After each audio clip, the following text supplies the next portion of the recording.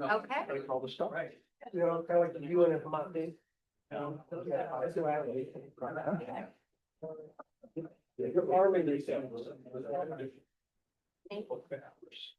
Okay, Mayor, 7 o'clock. Pretty good start out for Thanksgiving meeting.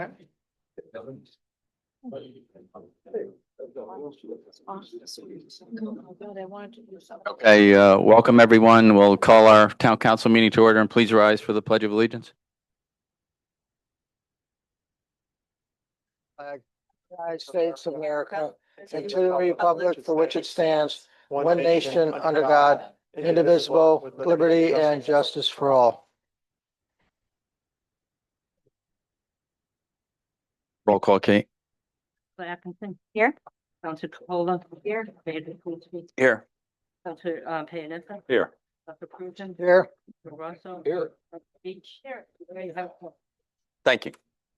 So we are on our audience of citizens now, and I have a list.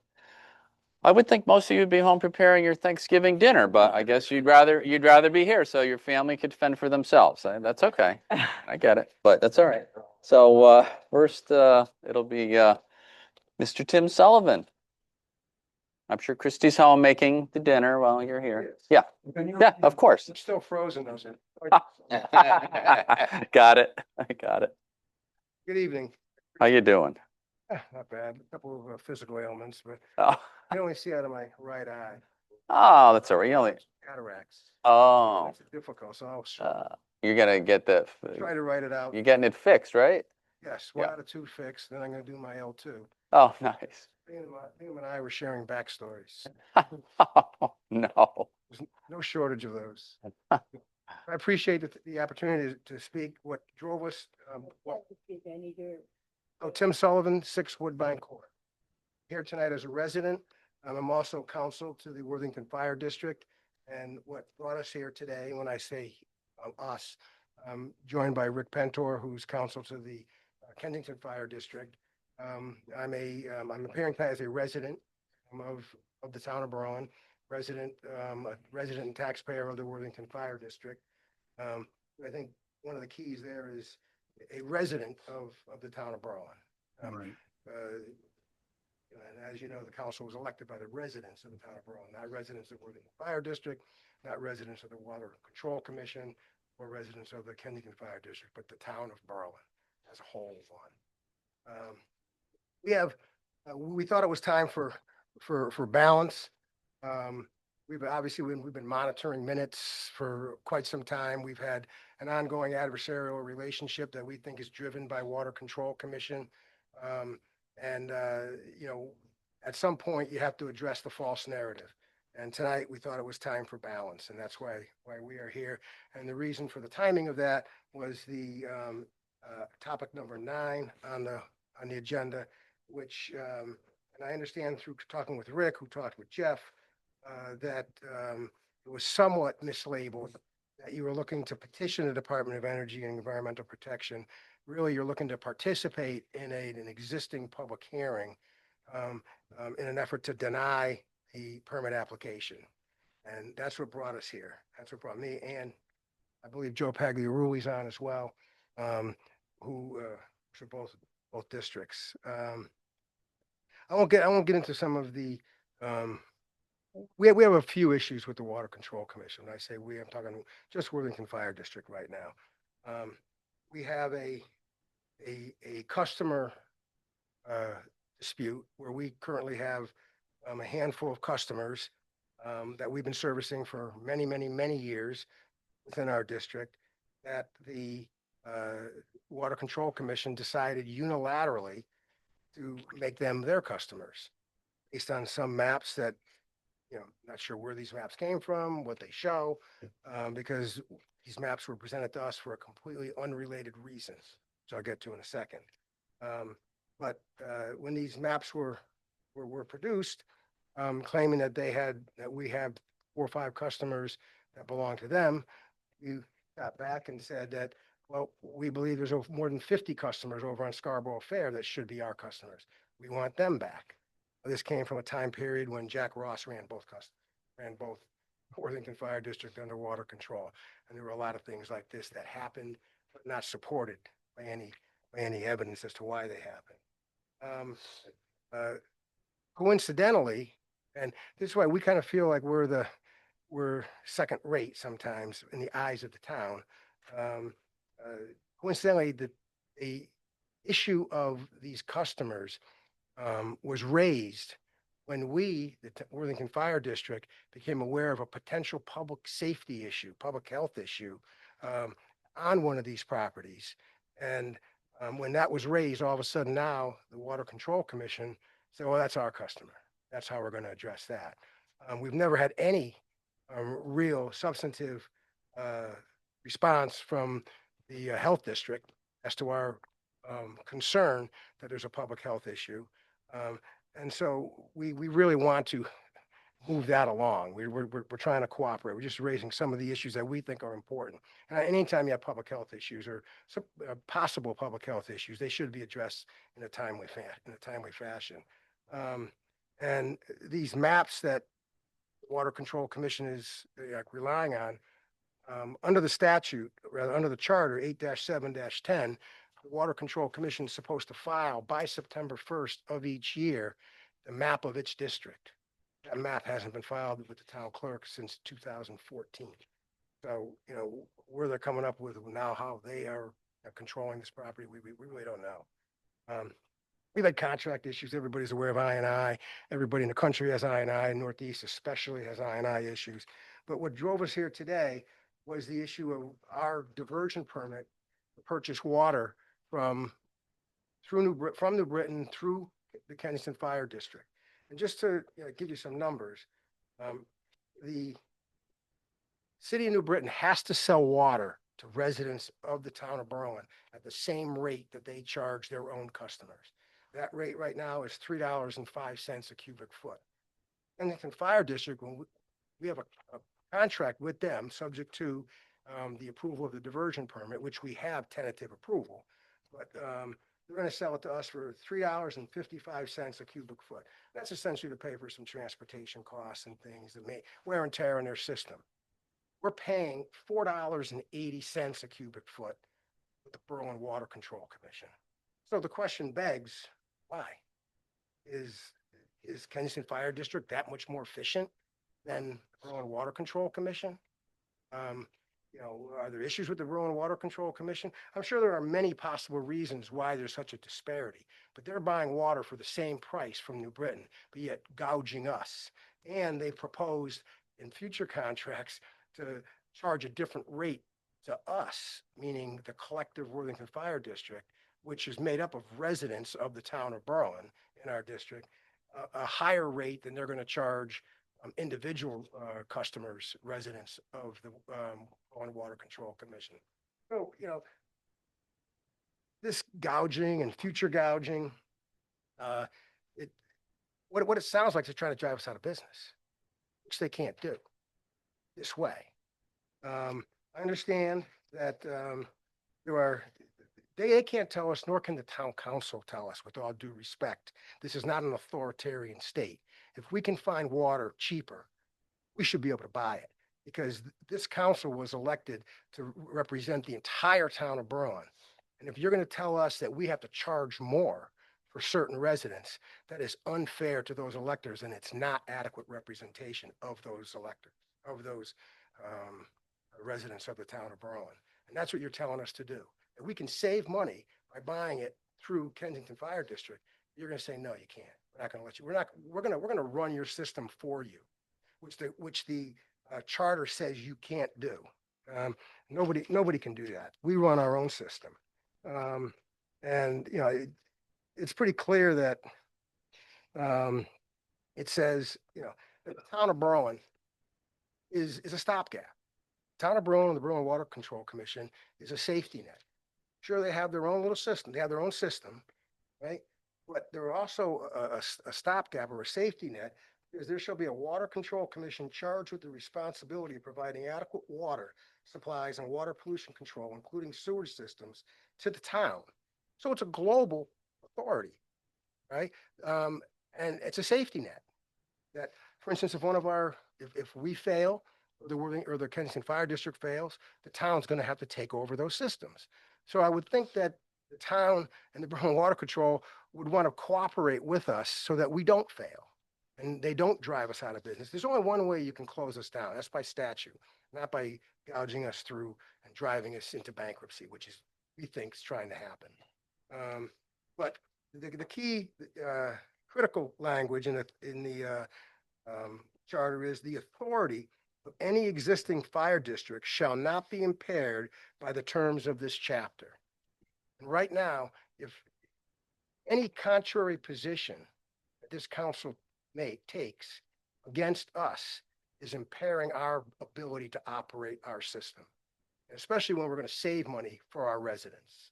And for this council to state that they're going to take a position in this public hearing to deny that diversion application, I think it's shameful that they would do that to certain residents of this town. That, and you were elected by all of the residents of this town. I can get into some of the specifics that it doesn't appear that this petition's already been filed. We filed this application in the spring of 2025. The manager, I won't name names, the manager of the Water Control Commission exchanged emails with DEP, including extensive materials as to why this should not be approved. Despite that, the DEP granted temporary approval. I didn't see any merit in any of the arguments being made. On October 9th, the manager of the Water Control filed a petition seeking a public hearing, and you have 25 names to get a public hearing, an informational public hearing, not a chapter 4, not a chapter 54 contested hearing, just an informational hearing regarding these applications. The minutes, and I looked at these minutes pretty carefully. This is not an executive session matter, but an executive session, you got to list why you're going into executive session. You don't talk about the details, but it's supposed to identify why you're going into the executive session. The minutes of the Berlin Water Control meeting of October 28th, the manager stated that he recently received version applications and that he delivered a petition to DEP for a public hearing. And in the status conference, representative was on behalf of the Berlin Water Control Commission. Between April, when we filed this application for diversion, and October and September 28th and subsequently October 9th, the Berlin Water Control Commission minutes show no discussion, no agenda item, no discussion on this matter. The question bodes, was this a rogue act by the manager of the Berlin Water Control Commission? Because he obviously didn't have the authority as in a motion, even if you had this is no reason to go into executive session to go for a public hearing. But even if there was, you got to come out and take a vote that, yeah, go ahead, sign the petition. Have people sign the petition. There's no evidence of any of that, that he had the authority to do this. And then he misrepresented to his own commission on the October 28th minutes that he recently received the notice of the diversion application and then filed a petition. So obviously they weren't aware of the petition because he was notifying them that he had filed a petition, but he hadn't recently received these applications. He was having extensive emails with DEP on June 2nd, 4 or 5 months before. He went 4 or 5 months with saying not to share this with something of, if it's this important to the commission, why wasn't it an agenda item and why wasn't it discussed? Questions that need to be asked and answered. What's going on here?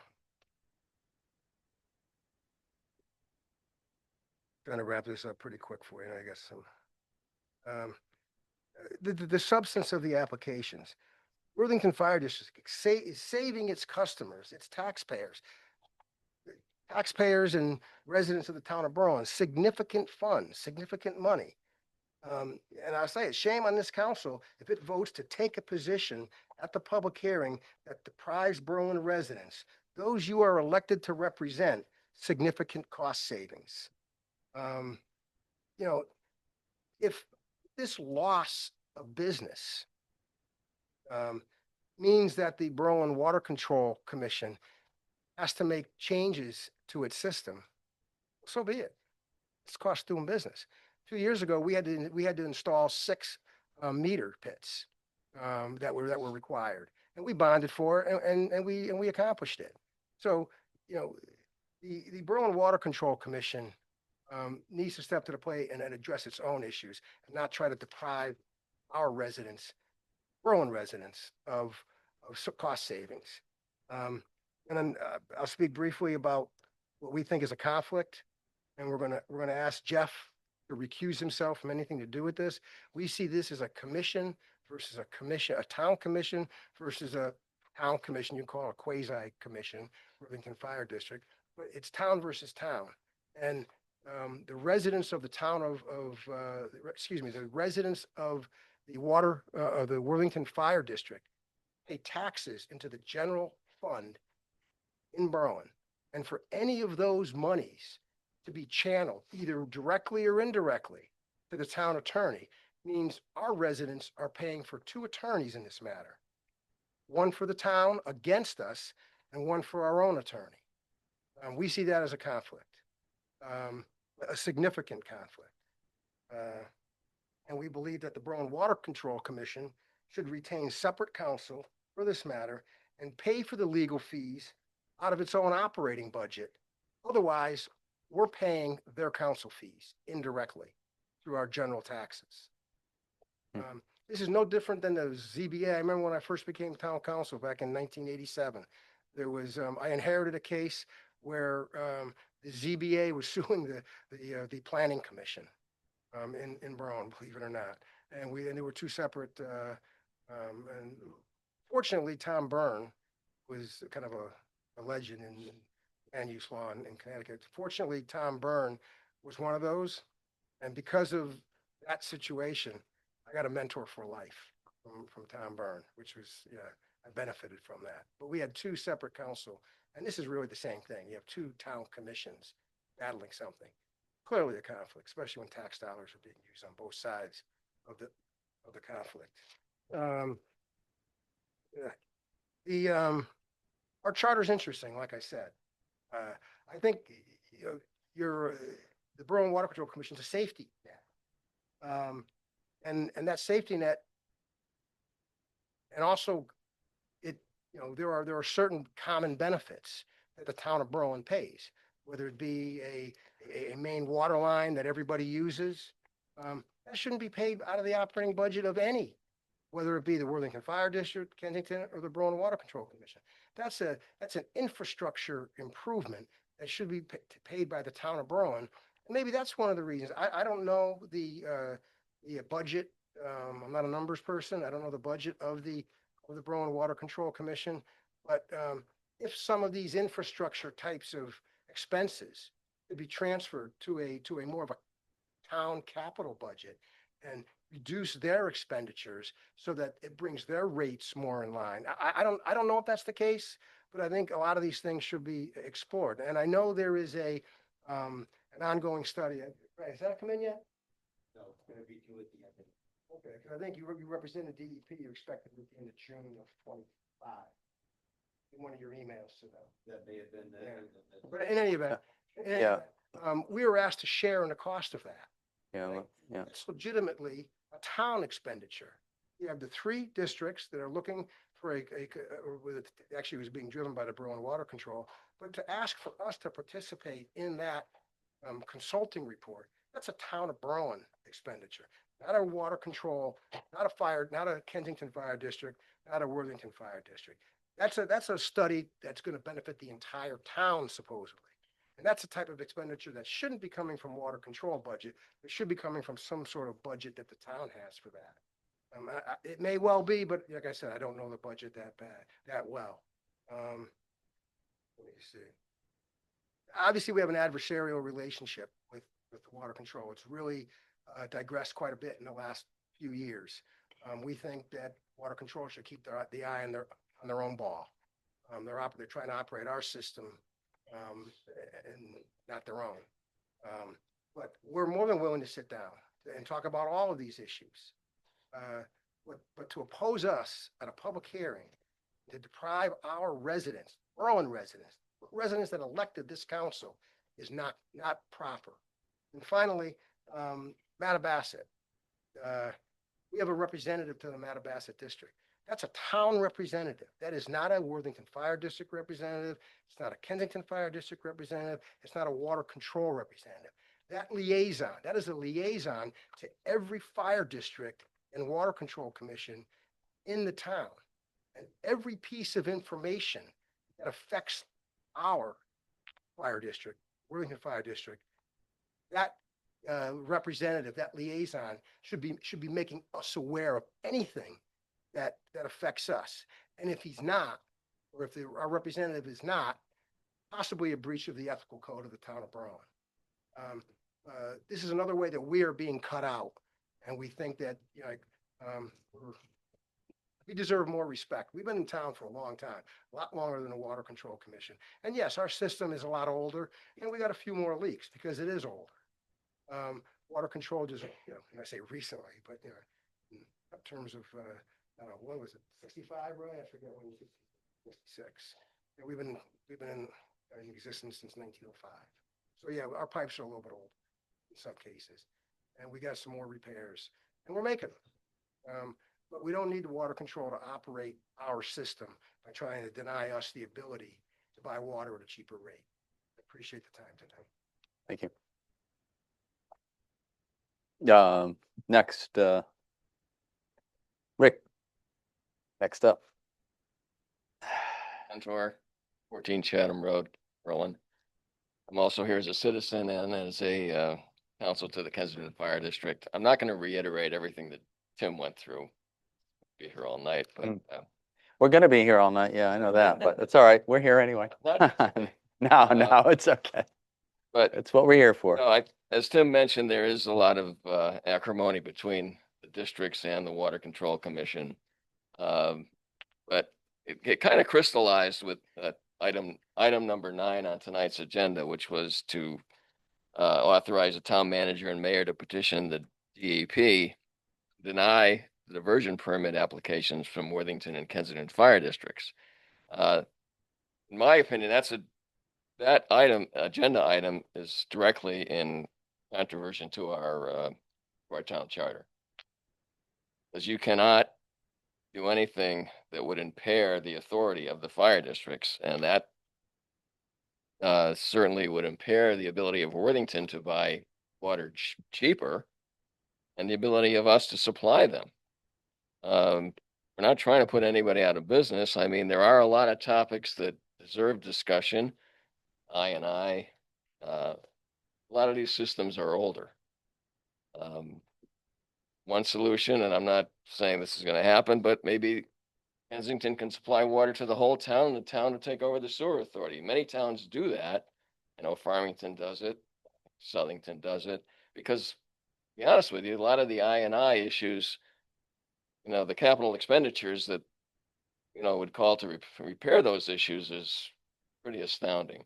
I mean, we, at the Kensington Fire District, we've redone the New Britain Road line. That was a very old line, and we just finished, $1 million job, which was repairing the whole line in Harding Street, all the way from Farmington Avenue down to Boston Delu or Kensington Auto repair. And the figures, that's $1 million, and that's probably maybe a little better than a quarter of a mile. You can just imagine what it costs to replace. A lot of the pipes can be relined. That one couldn't be because it was so old.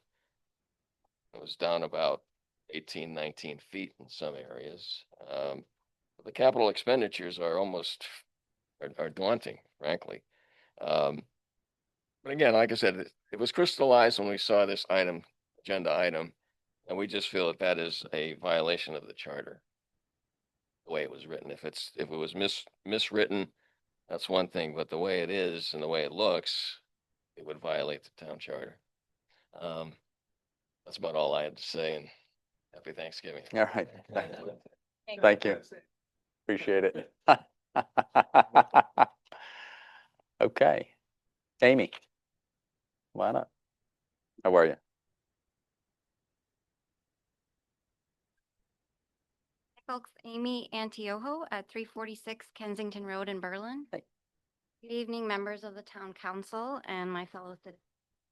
I'm here this evening to express my support for new business agenda topic number 13, proposing the adoption of an ordinance to expand House Bill 7287.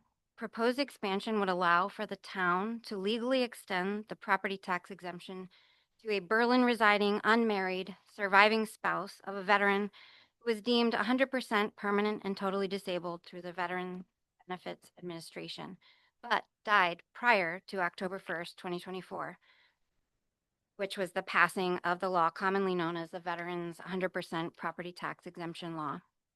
This expansion means more to me than just the numbers and the money. My husband Peter and I moved to Berlin in December of 2017 because of the great schools and the overwhelming support for veterans and their families. Diagnosed with terminal brain cancer just 2 months after buying our very first home in this beautiful town, Peter died in September of 2020 after a long fight with both brain cancer and with the VBA to grant him 100% service-connected permanent and total disability. We had to fight for those benefits, and I kept fighting in his name to assist with the passage of the PACT Act. In anticipation of the property tax exemption law in Connecticut, this town sent me a letter in August of 2024 requesting proof of permanent disability in order to qualify for the exemption. After I provided the town with a copy of my most recent letter of award as a surviving spouse from the VA, I received a letter from the town stating that I did not qualify for the exemption because Peter died before October 1st, 2024.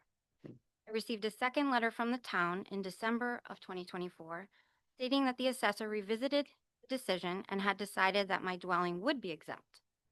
I received a third letter from the town in March of 2025 stating that I was no longer eligible because Peter died before October 1st, 2024. I logically understand that there was confusion surrounding sections of this law and that the CGA met in early 2025 to clarify many of those items. But the ping pong of letters from the town was disappointing to me at the very least. Peter gave his life for our country. He died as a result of toxic exposures while serving as a U.S. Army captain in Afghanistan. We had to fight for the VA to recognize this, to the detriment of my late husband's mental health, who felt he was, quote, begging for a handout. I tell our son that Daddy is a hero and that we love living in Berlin because this town loves, supports, and honors veterans. The town has been so supportive of my family, and I am forever grateful of that. I implore you to support the adoption of this expansion ordinance because it is the right thing to do for a town that strives to do more for the veterans of our community than any other municipality in Connecticut, and for a town that is home to the only Gold Star Families Memorial in the state, which is a beautiful monument in a beautiful park where my son and I often visit to remember a wonderful husband and wonderful father. Thank you so much for your time. Appreciate your consideration. Thank you. Thank you.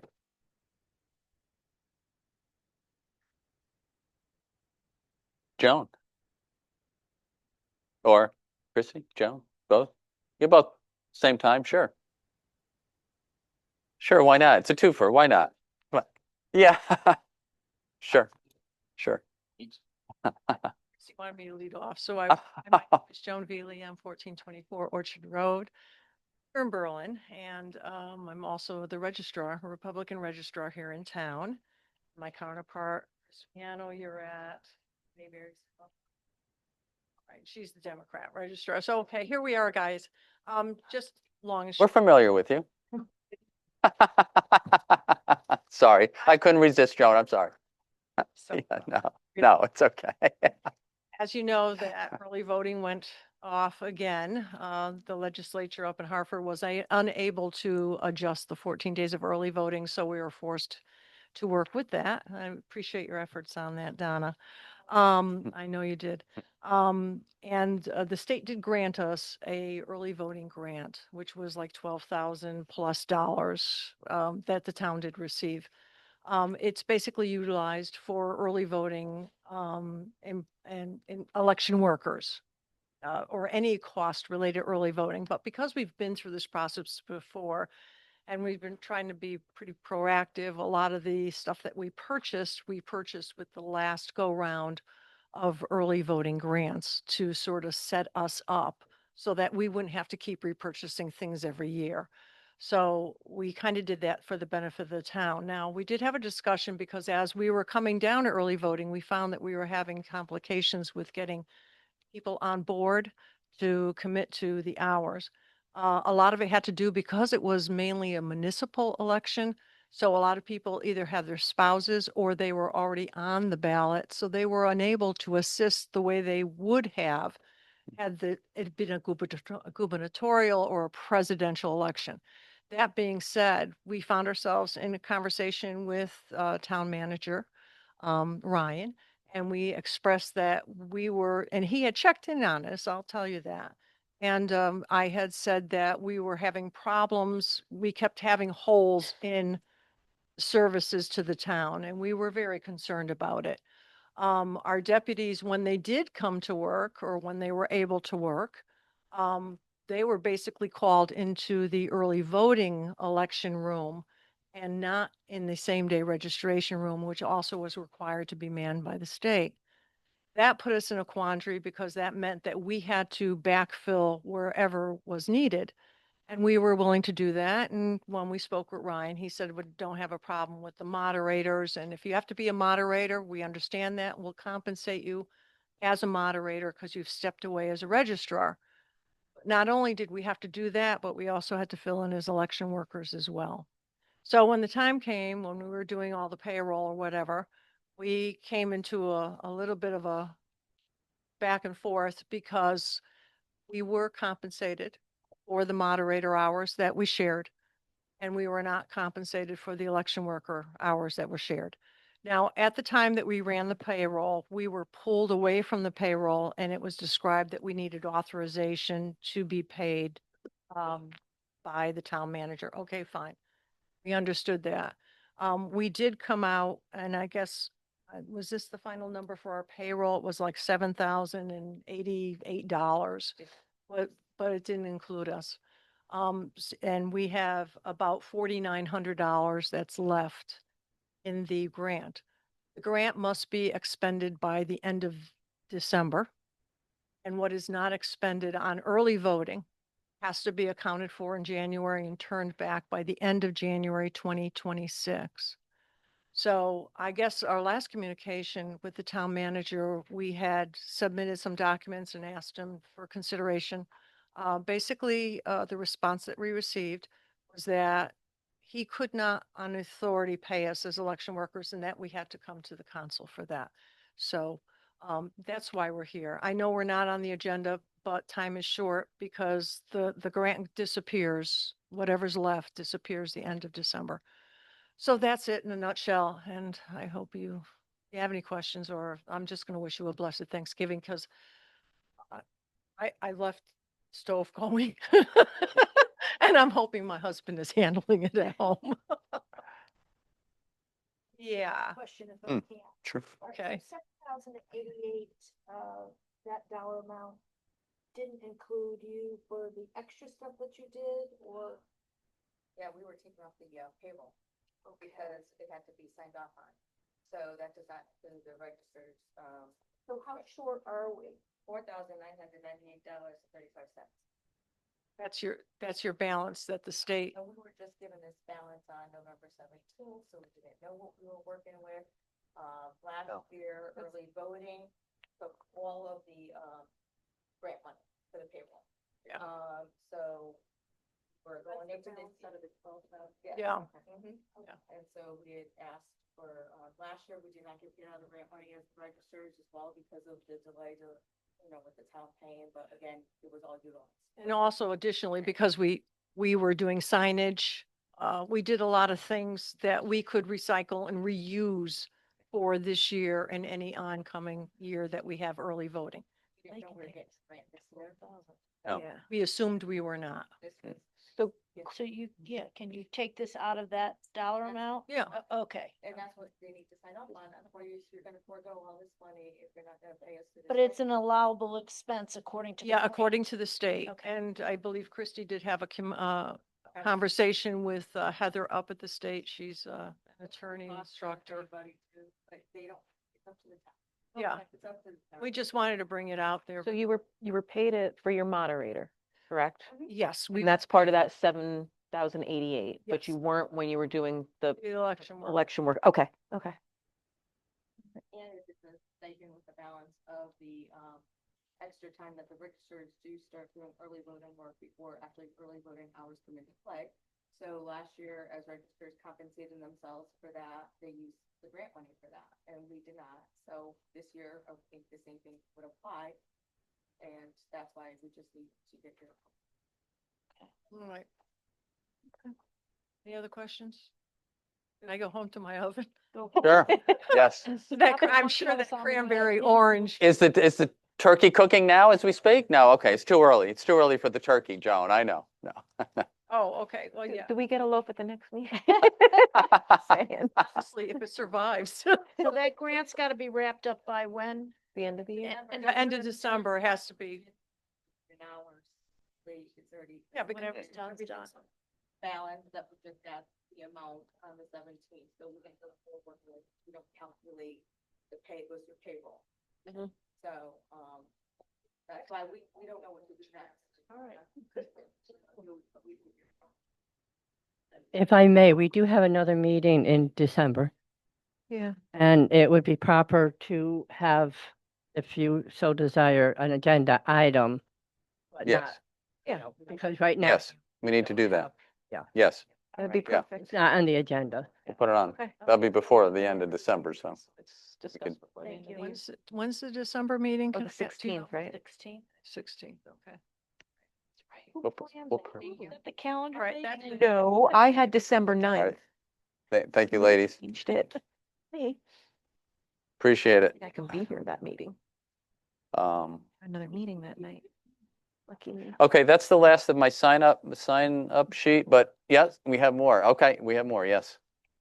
Come on up. Item number 2 of your agenda. Uh-oh. So I'm here just to let you know, for the Demora Dinda. Yeah. Junior Complex. Yeah, it's number 2. Item 2, we had a couple of reps from Public Building Commission, couple of reps from Parks and Rec, I was one. We had staff, Micah Hearn, who's on, and he'll speak to the item Hmm. that comes up, Steve Woods and also Jen. We interviewed 3 firms.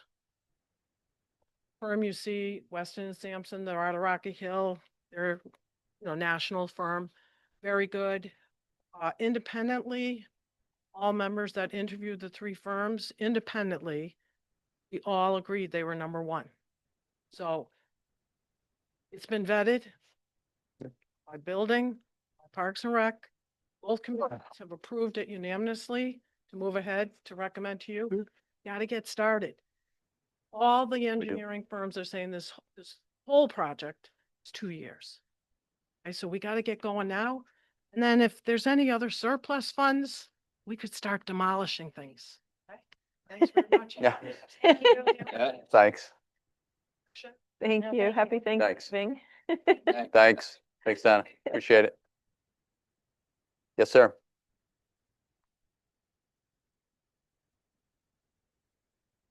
James Liam Mitchell, 1005 Kensington Road.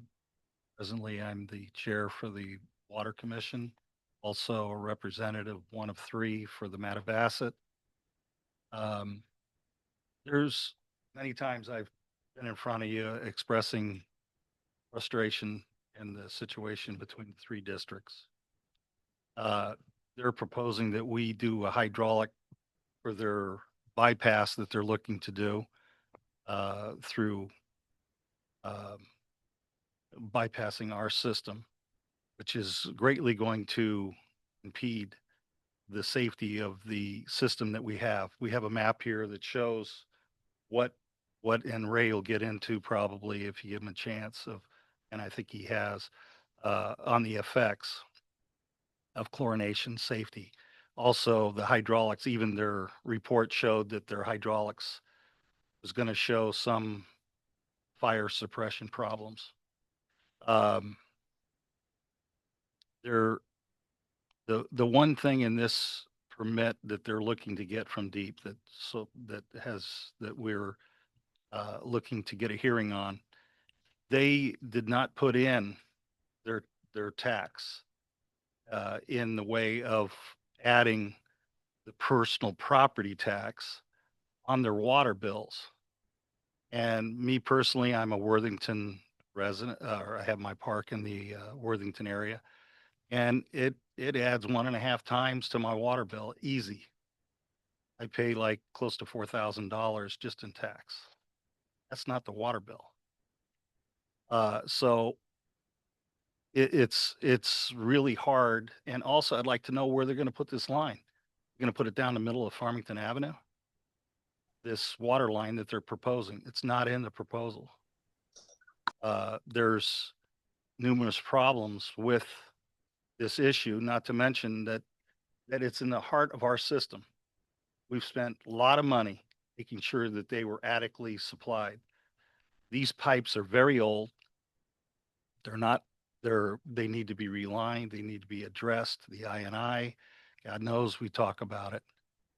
But I've gone to Kensington to one of their meetings, practically got thrown out. They did not, when I got elected as a Mattabesett representative, they didn't recognize me as a Mattabesett representative. And keep in mind, there is 3 of us, Don Dunham and Nick Stevenson. And I've been the only one that has looked to try to keep the communication open. The Worthington, granted, it's not maybe as frosty, but they look at me as an adversary. I've tried to be elected to their board to find out what's going on. You cannot find anything out in Kensington. You cannot find their budget. You can't find what their money goes to as far as what they pay their people, their retirement, but yet they want us to do the hydraulics on this system that they're putting in, that they put their, and I just recently found this out, that they wanted us to do the hydraulics on the proposal that they're looking to do. They're going to be affecting our system. You know, if we, and that's frustrating. And we've tried to get a lot of stuff, asked our town attorney with FOIs. They've totally ignored us on every issue. Now they're coming to complaining because there is a huge problem. The I&I, we keep talking about it, but it's also their water system too. They say they're the most efficient, but they're 100,000 gallons gets lost before it even hits to a meter, and that's Kensington. There's huge problems, but yet they're saying they want to take us over. We're 50 million plus. They're maybe 10 million. And the management is not there. They have not addressed anything. They have not, we don't know where their money goes. Simple math, if they've got 3,400 people, that's 3.4 million at 1,000. Where is all the money going? They will not let those numbers out. They want to be a part of the town. They want to be a part of this. They need to turn over their numbers. They need to be a lot more upfront with us. If they want to be, they're putting on us to back them up. They're supposed to be an individual company. Okay, that's the excuse they keep using. Now they're coming to us and saying, oh, you got to back our play. I find it very rude. I hope that the next time I go to their meetings that I'm not treated like I'm an alien, but it has been very frustrating. I'm sure that the things that we've tried to do, tried to talk to them, And now they're saying, well, because the ad hoc committee, we didn't get wind of that. Okay. Well, I'll let them, they'll be fine to come to the meeting. That's fine. But they're not going to like what they're hearing. Because the Mattabasset, all they care about is handing the bill to Berlin. They don't care where they get it. And they don't, and they're under obligation now with Deep getting their permit, and they're gonna reevaluate that pie. A couple more years from now, they're gonna reevaluate it, and it's gonna be a lot higher. I've warned them before. And they don't care. They have an obligation to not put sewage or partially treated sewage in the Connecticut River. But the obligation goes back when Deep says, hey, town of Berlin, they're going to find the town of Berlin. Who's the town of Berlin? They want to exclude themselves from that. They want Ray to deal with it because you're the primary, we're supposed to back our play. I, they don't want to deal with it. They don't even want to pay the bill that they got in front of them.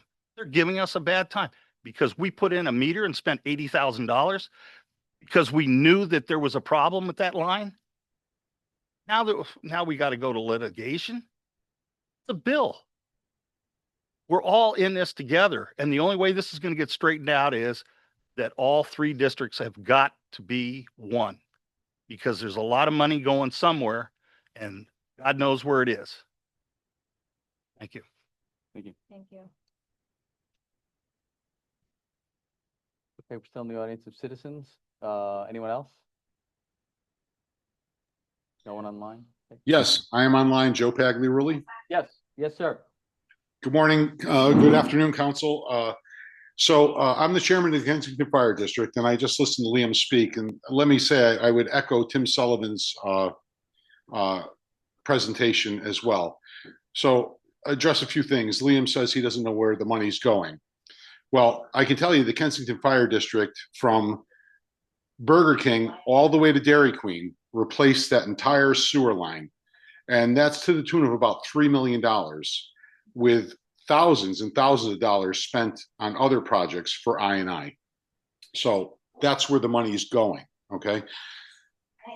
I don't understand why water control is opposing Worthington purchasing from Kensington at a better rate for Berlin taxpayers. Anyone who lives in Berlin would like to save money.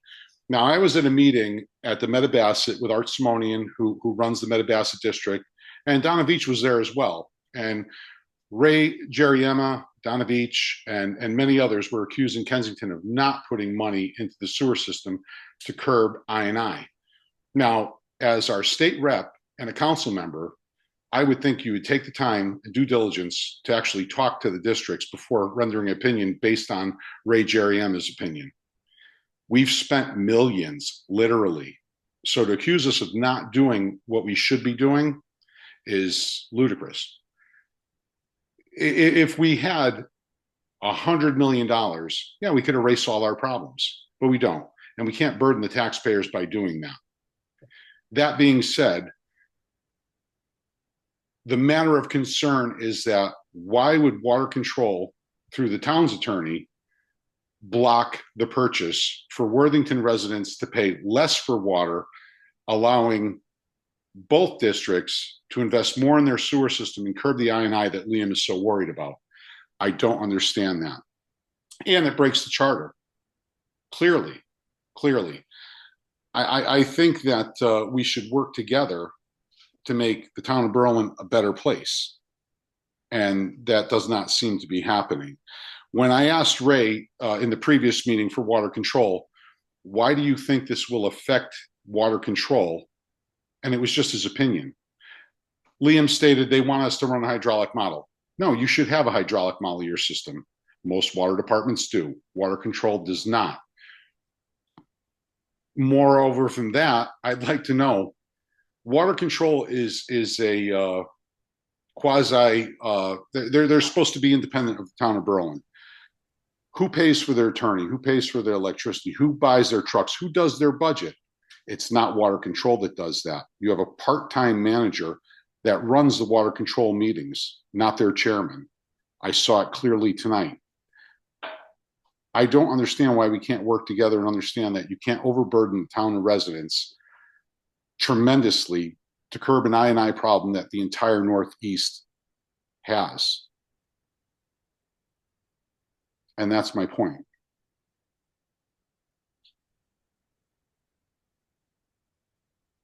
Okay, Joe. Thank you. No rebuttal? It doesn't rebuttal. No, just going into citizen here, yeah. Okay, anyone else online, before we close the audience of citizens? Okay, seeing none, we'll go ahead and close the audience of citizens. Thank you all. Appreciate all the comments, and we'll look at these. Yes. Yeah. All of you, please have a good Thanksgiving. These people are a nightmare. Okay. We are at our consent agenda, folks. I'm gonna skip the mayor's update. We've no, there's no time for that. So we have our obviously our topics that we have reviewed before, the 11 items on the consent agenda. If I hear no other comments or questions, go ahead and. Yes, sir. Yes, sir. Shouldn't the appointment of Liam Mitchell come under appointments and not under the consent agenda? Item number 3. I put it on consent only because it has to be a representative from water control. Okay. All right. I just wanted to question that, Kate, because Yep, I usually don't blame you. all our appointments are done under appointment. And you're totally right. It's just that with the plan of conservation, it's from the land use Okay. agencies. All right. Thank you, Kate. Anyone else? Questions? Not, we'll go and make a motion. I move we accept the consent agenda as presented. Thank you. Any other comments or questions? Hearing none, all those in favor? Aye. Opposed? So moved. Right, on to new business. Right. Good evening, everyone. Hey, how are you? Good. Welcome back, Yes. all, as we begin a new term. Yes. So here. So our agenda item number 1 this evening, the Worthington Meeting House, unfortunately, they were unable to attend this evening due to the Thanksgiving holiday. So they will be coming to do a presentation at an upcoming meeting, most likely after the new year. So we'll move on to agenda item number 2. And this actually, Donna stole a lot of my thunder here with the East.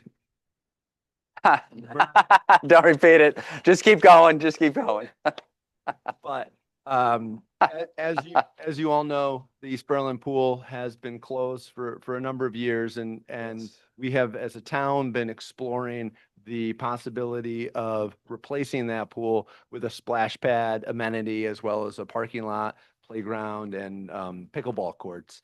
And so recently, this project, the council referred to the Public Building Commission. Public Building Commission has been working with Parks and Rec. They went out to bid for the architect and architecture and engineering for the project. They received 6 bids, and one of the low bidders, the lowest bidder, did recuse themselves, and Weston Sampson was therefore the lowest bidder. And as Donna said, was a unanimous choice, I believe. And our Public Works Director, Micah Hearn, is online to tell you more about it. I'll turn it over to you, Mike. Okay, thanks. Hey, Mike. Good evening, guys. Yeah, 6 bids came in. The RFP was put together largely by the Parks and Rec staff in coordination with the Public Building Commission. Good turnout, got 6 bids. The low bidder, again, as Ryan pointed out, requested to withdraw its proposal, and we allowed that. And then the 3 other firms were interviewed by the selection committee that Donna actually expanded on. It was unanimous. Both commissions selected Weston and Sampson at their meetings on November 13th. The PBC at its last meeting recommended a 15% contingency, and part of that, and the low bid was $365,400. It seems high, but this is almost a $4.5 million project, probably all in. It's going to be probably built in 2 phases over 2 fiscal years. So we're probably going to need 2 bid packages. So that explains why the PBC requested a 15% contingency on top of the low bid. And I think that's it. Yeah. So essentially all the commissions, all the staff have recommended Weston and Sampson. So we're looking for your authorization to proceed with the design work. Okay, thanks, Mike. Questions, folks? No. The motion, we're good? We certainly looked at this project. We're all want to see it get done as fast as possible. So we're glad you put all this work in for this part of it, which is the beginning part, of course. So we'll go ahead and take a motion. Move that the Public Building Commission be authorized to enter a contract with Weston and Sampson Engineers Incorporated of Rocky Hill, Connecticut for project number 2026-03 for architectural engineering assessment, design and construction administration services for renovations to the Demore Dinda Bittner Junior Memorial Park for a fee not to exceed $365,400 and into amendments thereto not to exceed 15% of the contract amount, $54,810. Thank you. Second on that? Thank you. Any other comments or questions? No. Hearing none. All those in favor? Aye. Opposed? All right, so moved. Thank you. Thanks, Mike. Thanks, Mike. All right, agenda. Thanks, Donna. You, Donna?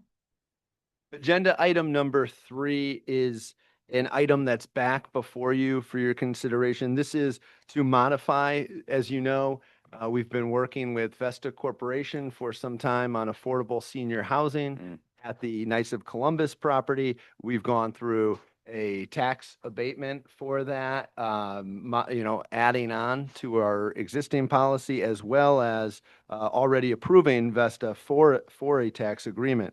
However, the agreement that was approved did not have this part of the agreement, which Vesta has requested, and they've requested that from the time of the acquisition of the property to a CO on the buildings themselves, that they not be assessed taxes during that time. And again, they're not generating any revenue during that time either. So it does seem to be a reasonable request in order to get affordable senior housing. I'll turn it over to our Economic Development Director, Chris Edge, as well. And I also want to just add, Aaron is here from Vesta. Aaron. Yes, so this was vetted before and approved by this body. Jim Mahoney had been working closely with you. Minor modification, and the good news is they've had some great discussions with Department of Housing, and really hopeful this can move in early 2026. And essentially, it makes a lot of sense because they're not generating anything, and it's nice to help them because they are our partner in this, because we really need the senior housing. So a slight modification, and love your approval of it. Any from town attorney? Anything, Jeff, on no issues? No, we reviewed it and worked on it together. It's appropriate for approval. Okay, great. Other than the guy Mark J. Kaczynski, I don't know who he is. And then we got Mark A. at the end. I don't know who that is either. So just when we sign it, we'll fix that up a little bit. Just kidding.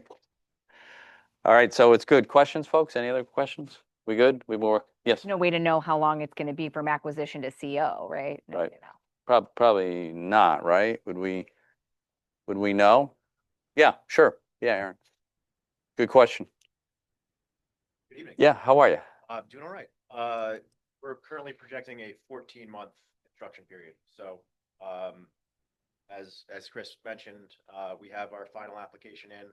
We are tracking to be on CHFA's board for final approval in January. They don't meet in December, so they are meeting in January. One of the final items that we need for that board package is the tax agreement. And if we get on that board meeting, which again, very confident that we will, start construction again around March 1st, give or take, depending on some timing. Nice. And then again, we're projecting 14 months from start to finish. Wow. Great. Wow, Thank you. Yeah, that's great. One quick question, and I know it's almost premature because we haven't even started yet, but it's around the corner. There's a few people that have reached out to my office wondering when this gets done or when will they be taking application for this? Give him my number. I'll talk to him. Oh, okay. Yeah. Yeah.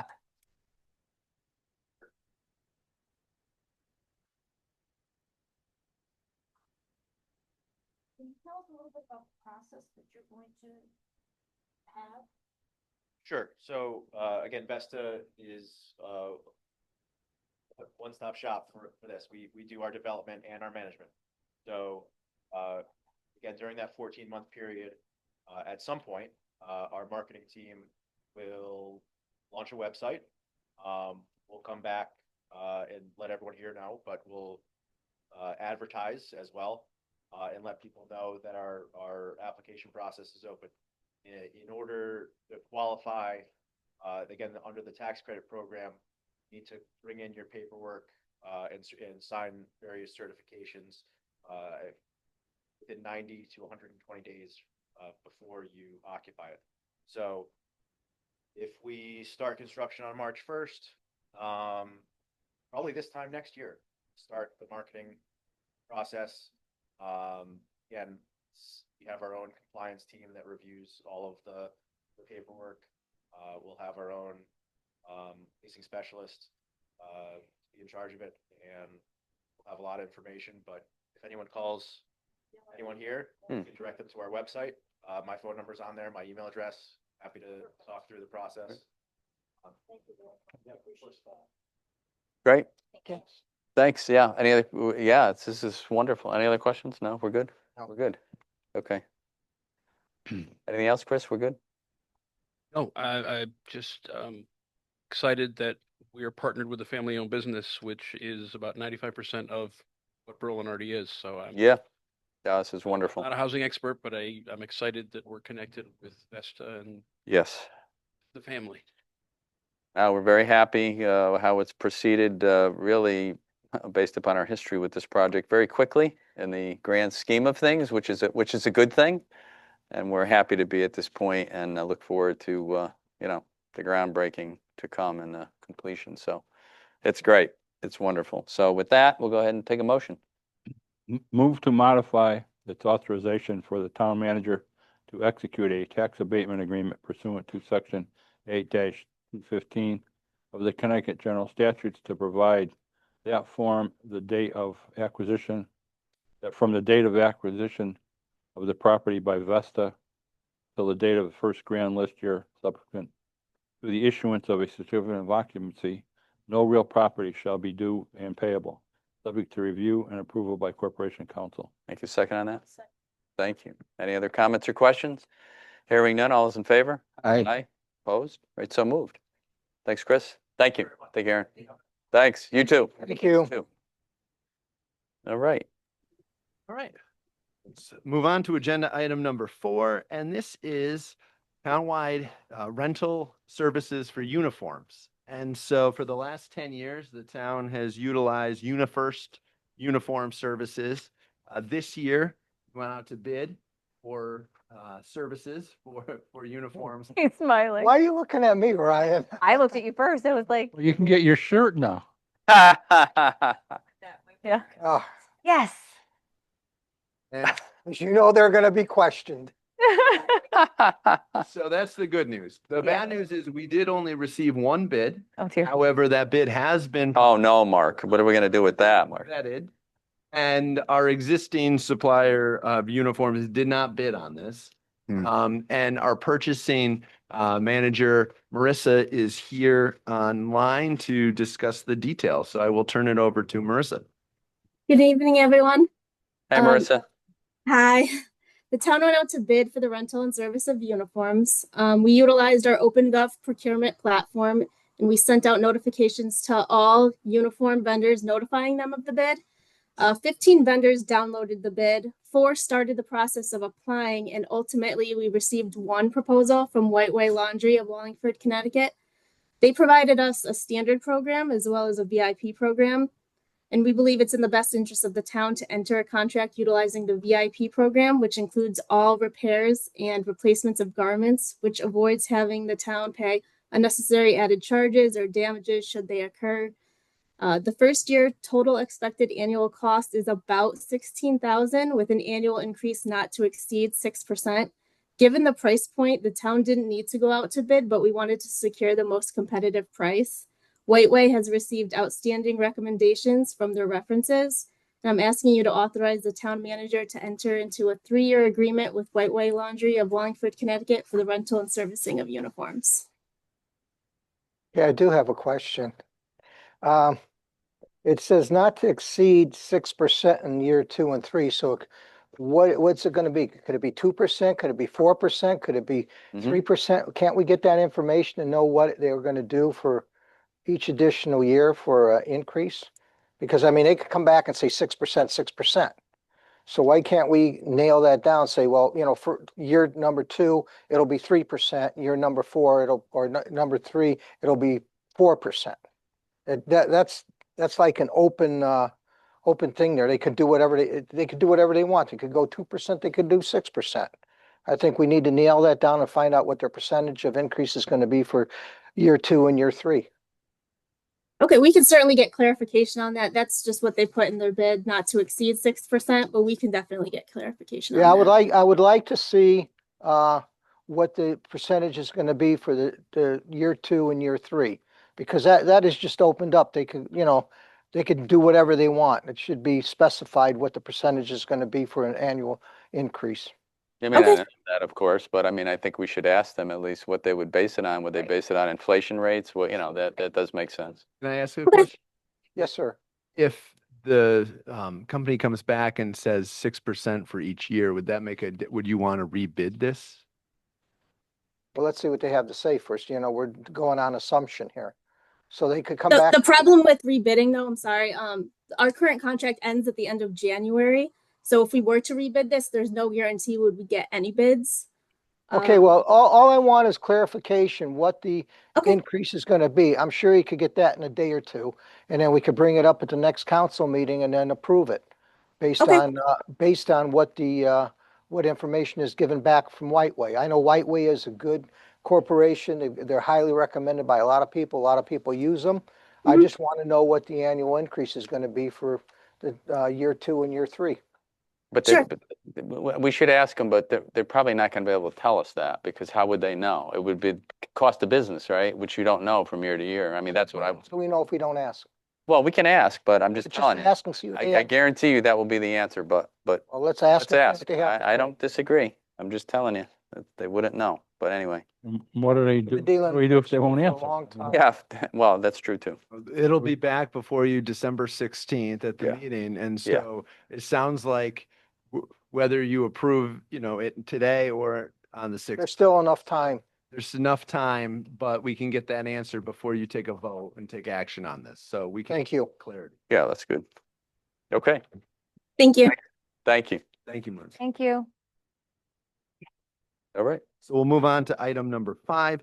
This is an interesting item. It came about, and Chris is here again to talk about it. This is a piece of property, 567 Weathersfield Road. There's a firm that's looking to relocate to the town of Berlin, and there's a holdover document, an old development agreement that's in place back from 1988. The property has changed hands since that time, and all liens are released when the property changes hands. But this document came up. I don't know if it came up in a title search, but the town, you have the authority to release this, and that's the request. So. Thank you. Yes. Chris Edge, 240 Kensington Road. Yes. So this is the very last piece when you turn onto White Oak Drive. It's the first piece on the left. It essentially has never been developed. It was purchased by the same buyer at 555 Weathersfield Road, which was the building that they redid that looks gorgeous, by the way. And this piece is the last one that is connected to the development agreement with Canals Development Company. The lien is done, the mortgage is paid for, everything has been met condition-wise, and we just need to actually file a release so that this new company can buy the piece of property and build a new building. So it's just really more than anything else, something that was just missed, and just need this body's approval for Ryan and town attorney to work on that and get that done. Okay. Jeff, any no issues? All right. Thanks, Chris. Thanks, Jeff. Okay, folks, any questions? All right, take a motion. Move to authorize the town manager, Ryan Curley, to create and file a release of development agreement between Town of Berlin and Canal Development Company, subject to review and approval of Corporation Council. Thank you. Hearing no other comments or questions, all those in favor? Aye. Aye. Opposed? All right, so moved. Thank you very much. Thanks, Chris.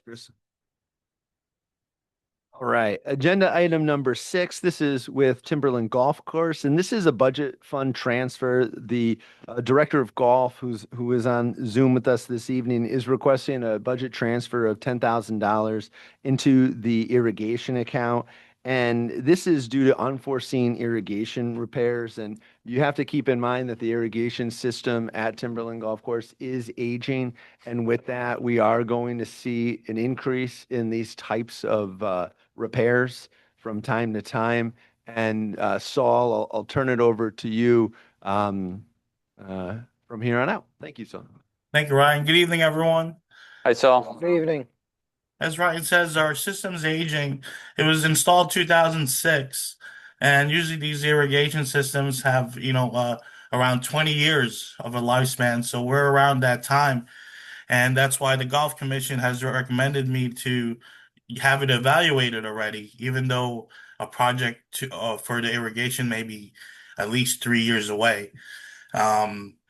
With the aging system and how much we use it, and how busy we are, and how the weather has been cooperating the last several years, we've been using it a lot, and we've been finding a lot of issues with it as far as repairs that we can't make ourselves, and parts.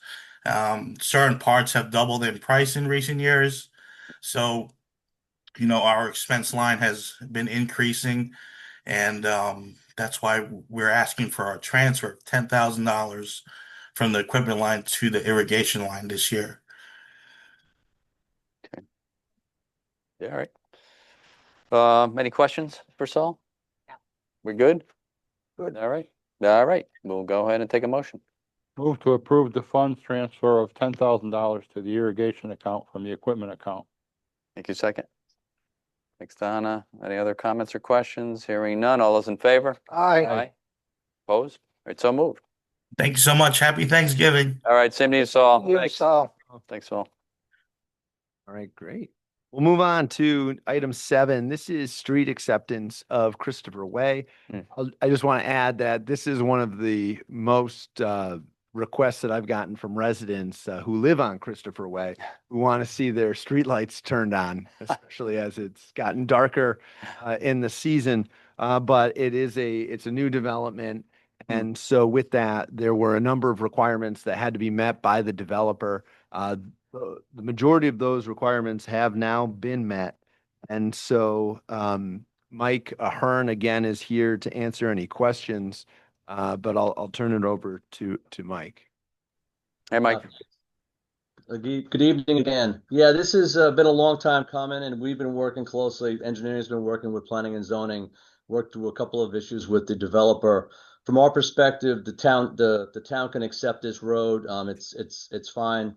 It's passed its inspections, and last week the Planning and Zoning Commission issued a favorable Section 822 recommendation to take the town for the town to take the road. And the subdivision has been completed for a while, so it's time. And yeah, we want to turn the streetlights on because they were put in, they were tested, and then they were turned off again. So once the town takes the road, we can then have Eversource put the plug in and light up the street. Well, that's good to hear. Yes, it's been a long time coming. Oh boy. Well, I'm glad we're here. Any questions? Pretty over there. Yeah, it is. It's nice I area. just, Good try. Curious, when the road was installed, there was a lot of back and forth from the developer and the state because it enters onto a state route there. I just want to make sure the town doesn't inherit any issues that they didn't clear with the DOT. No, I think they actually had to shift the entrance of the road because I don't know if they did a completely detailed stakeout for before construction. And this was before my time, but I heard they had to actually shift the entrance over to comply with the the plan that the DOT had approved. So I think all that was resolved. And I know Maureen and the planning and zoning staff have probably been involved with that. So I think we're all past that, Charlie. We're confident the state won't come back on us. That's all I'm worried about. Well, we can do a quick double check. I can call DOT and make sure that they're good. Yeah, Mike, and if I can comment, Jim Horrible, I know I've been involved with this subdivision for many years. And there were some issues initially where the developer had to go back out and reconstruct the intersection with Southington Road. But I would say it was probably 5 or 6 years ago that the DOT signed off on the realignment. So then we're good. Thank you. Okay. Thanks, Jim. Great. Any other questions? Hearing none, we'll go ahead and take a motion. Move to accept Christopher Way as a town street and authorize the town staff in coordination with the Corporation Council to prepare and record the required maps and documents with the town clerk. Second. Thank you. All those in favor? Aye. Opposed? So moved. Thank you all. Thank you. Thank you, Mike and Jim. Thanks, Mike and Jim. The next item, number 8 is. Chris, you're back again. Chris is back again, Yeah. and this is an item that you will recall from our last council meeting where we had a number of speakers on behalf of the Berlin Land Trust, as well as someone from the Trust for Public Land talking about the Augustus Moore property in town and the need or the desire to purchase that property for conservation. And there seemed to be interest on behalf of the council that a either donation and or contribution to the purchase of this property would be desired on behalf of the town. And so if the town were to retain some type of ownership with this, if we were going to have an easement or any type of ownership in the property, we would need to do an H-24 referral to planning and zoning. And so this is what that is. This is only an H-24 referral. Chris, do you have anything to add on? No, just again, it's a potential acquisition because the town is making a financial investment in this and really would be an easement for residents to be able to get on and off the property. I did have an opportunity to talk to the Trust for Public Land, and we're working with them to make some connections. Greater New Britain Foundation for Public Giving, Connecticut's Office of the Arts, New Britain Museum of American Art. So we're looking at making the net as wide as possible because not only is it historic, it's art, and to let people know, and I know it is a pretty big project, but it's had some great support best as we can tell, and we'll see if we can get some more partners. Thank you, Chris. And I'll just add that we did talk about, as far as a dollar amount from the town, the original request was around $200,000. In speaking with the Trust for Public Land, they've told us that the purchase price of the property is $1.7 million. And the ask of the town of Berlin would be for a contribution of 15% of that, which would be $255,000. So this will be coming, the request for that funding will be coming at a future council meeting, but I just wanted to let you know where that dollar amount was right now. And we've been working with our finance director and the town to make sure the funds are available. That's what we'd be looking at, a 15%, or, whatever you guys decide, but that's what the ask is. Okay. Yeah, I mean, I think as we have mentioned, it's one of a kind type of property. It is Kensington. I mean, I can't imagine Kensington having grown up there without it. So, yeah. I just want to add that I did speak to Mr. Gagliardi just a day or two ago regarding a couple of more foundations that he should reach out to that are in New Britain, but they work with us here in Berlin. nice. And there are a lot of Berlin people that contribute to that.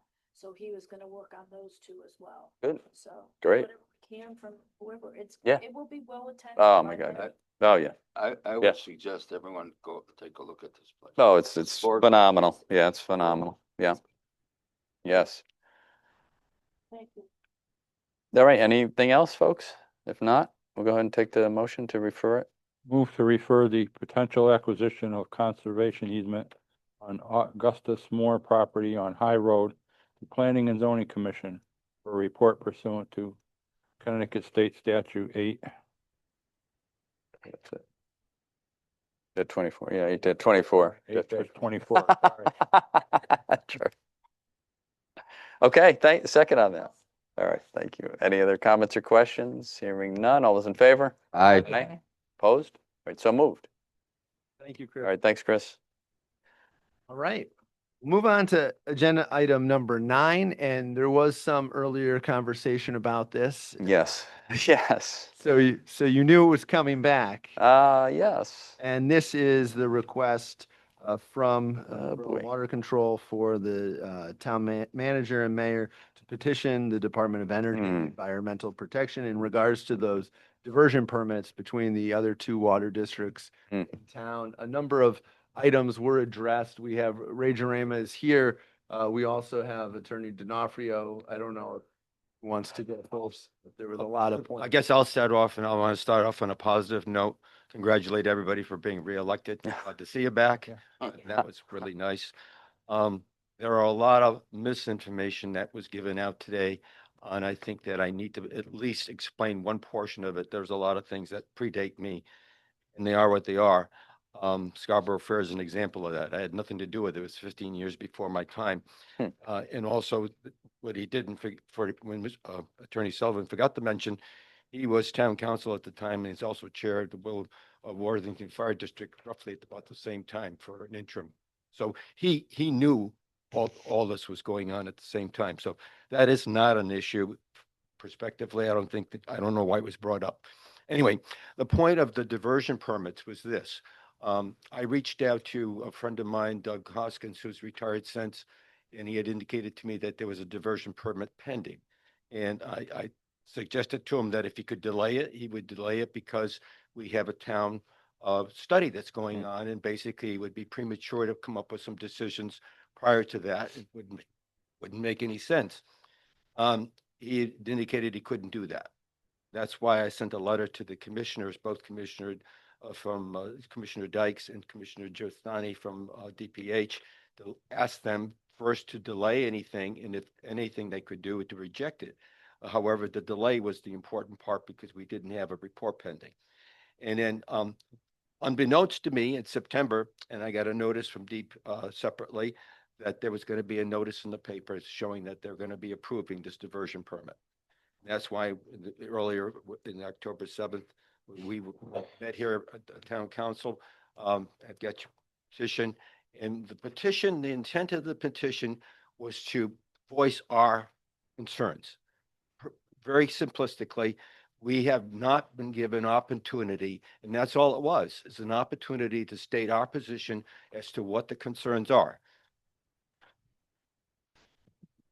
Back to the map here. And explain why I see this as an extremely important issue to me and also the town. Oh, okay, thank you. They want to bring in water from this point on. This is Baxter Avenue, not to be concerned with the Baxter Avenue sewer meter, because that's at the other end. This is the water meter. And in 1992, Worthington Fire District, in April 14th, they decided no longer wanted to be served by Kensington. So they went to us. So basically, we abandoned this particular meter, and then actually I found in invoices that we did some repairs on that later on, which it was a surprise to me because I didn't know anything about it. And then they actually gave that to the town, basically in some ways. And that's not very clear, but they had a resolution. Jack Ross had a resolution to the town, said, we no longer want this. We don't want the benefits to it, or it's not useful to us. We're giving it over to the town. Shortly afterwards, Mayor Peters, I believe it was, had the town council approve it. And they said we'll accept it. So it was left at that, was never used. In the interim, in 2006, the Department of Public Health. I'm sorry. The Department of Public Health was concerned because Worthington was losing a lot of water in their distribution system. This isn't a water system. And so they decided that, well, listen, we're going to have a study done and determine how many meters you need to put in to get an idea of what that loss is. And I've been putting on every quarter what their losses are, which they've been ignoring, but nonetheless. So there are 7 meter stations. And then the 7th one was the one that just came in recently because of the concern for Legionella at the high school. When that concern came up, we found out that there was no chlorine residual at the high school.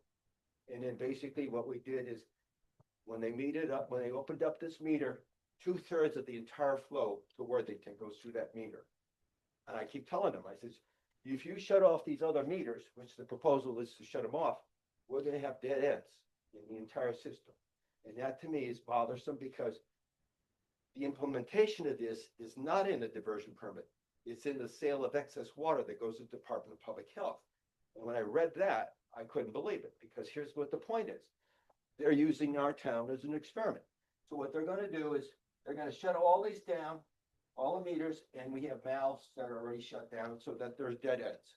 Now, you can appreciate this. The hydrant has usually 2 locations coming in. If you cut off one, you're not gonna get the same flow characteristics through that hydrant. And that's what's gonna happen in those areas here. Additionally, with the dead ends that are come up, you're gonna have bacterial growth, you're gonna have stagnation, so it changes in color and turbidity and odor. And then when we get to the TTHMs, total trihalmethanes, those are the chlorinated products from organics, those could rise. And then there's another group, haloacetic acids, and those could rise as well. And they've had problems in the distribution system through that. Typically, that occurs because of stagnant conditions. I've looked at these meter readings every quarter, and every quarter I see something that's a little odd.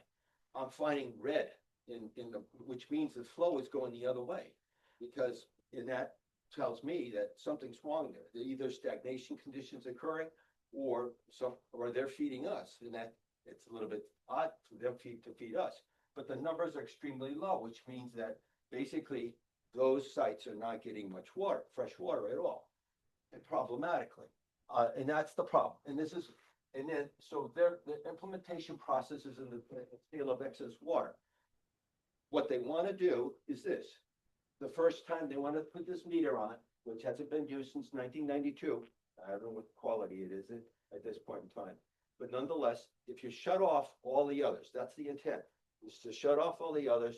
The first month, they would open it up 25%. Second month, 50%. 75% the third month, and fourth month, they're going to fiddle around with it, decide which ones they should open up and close.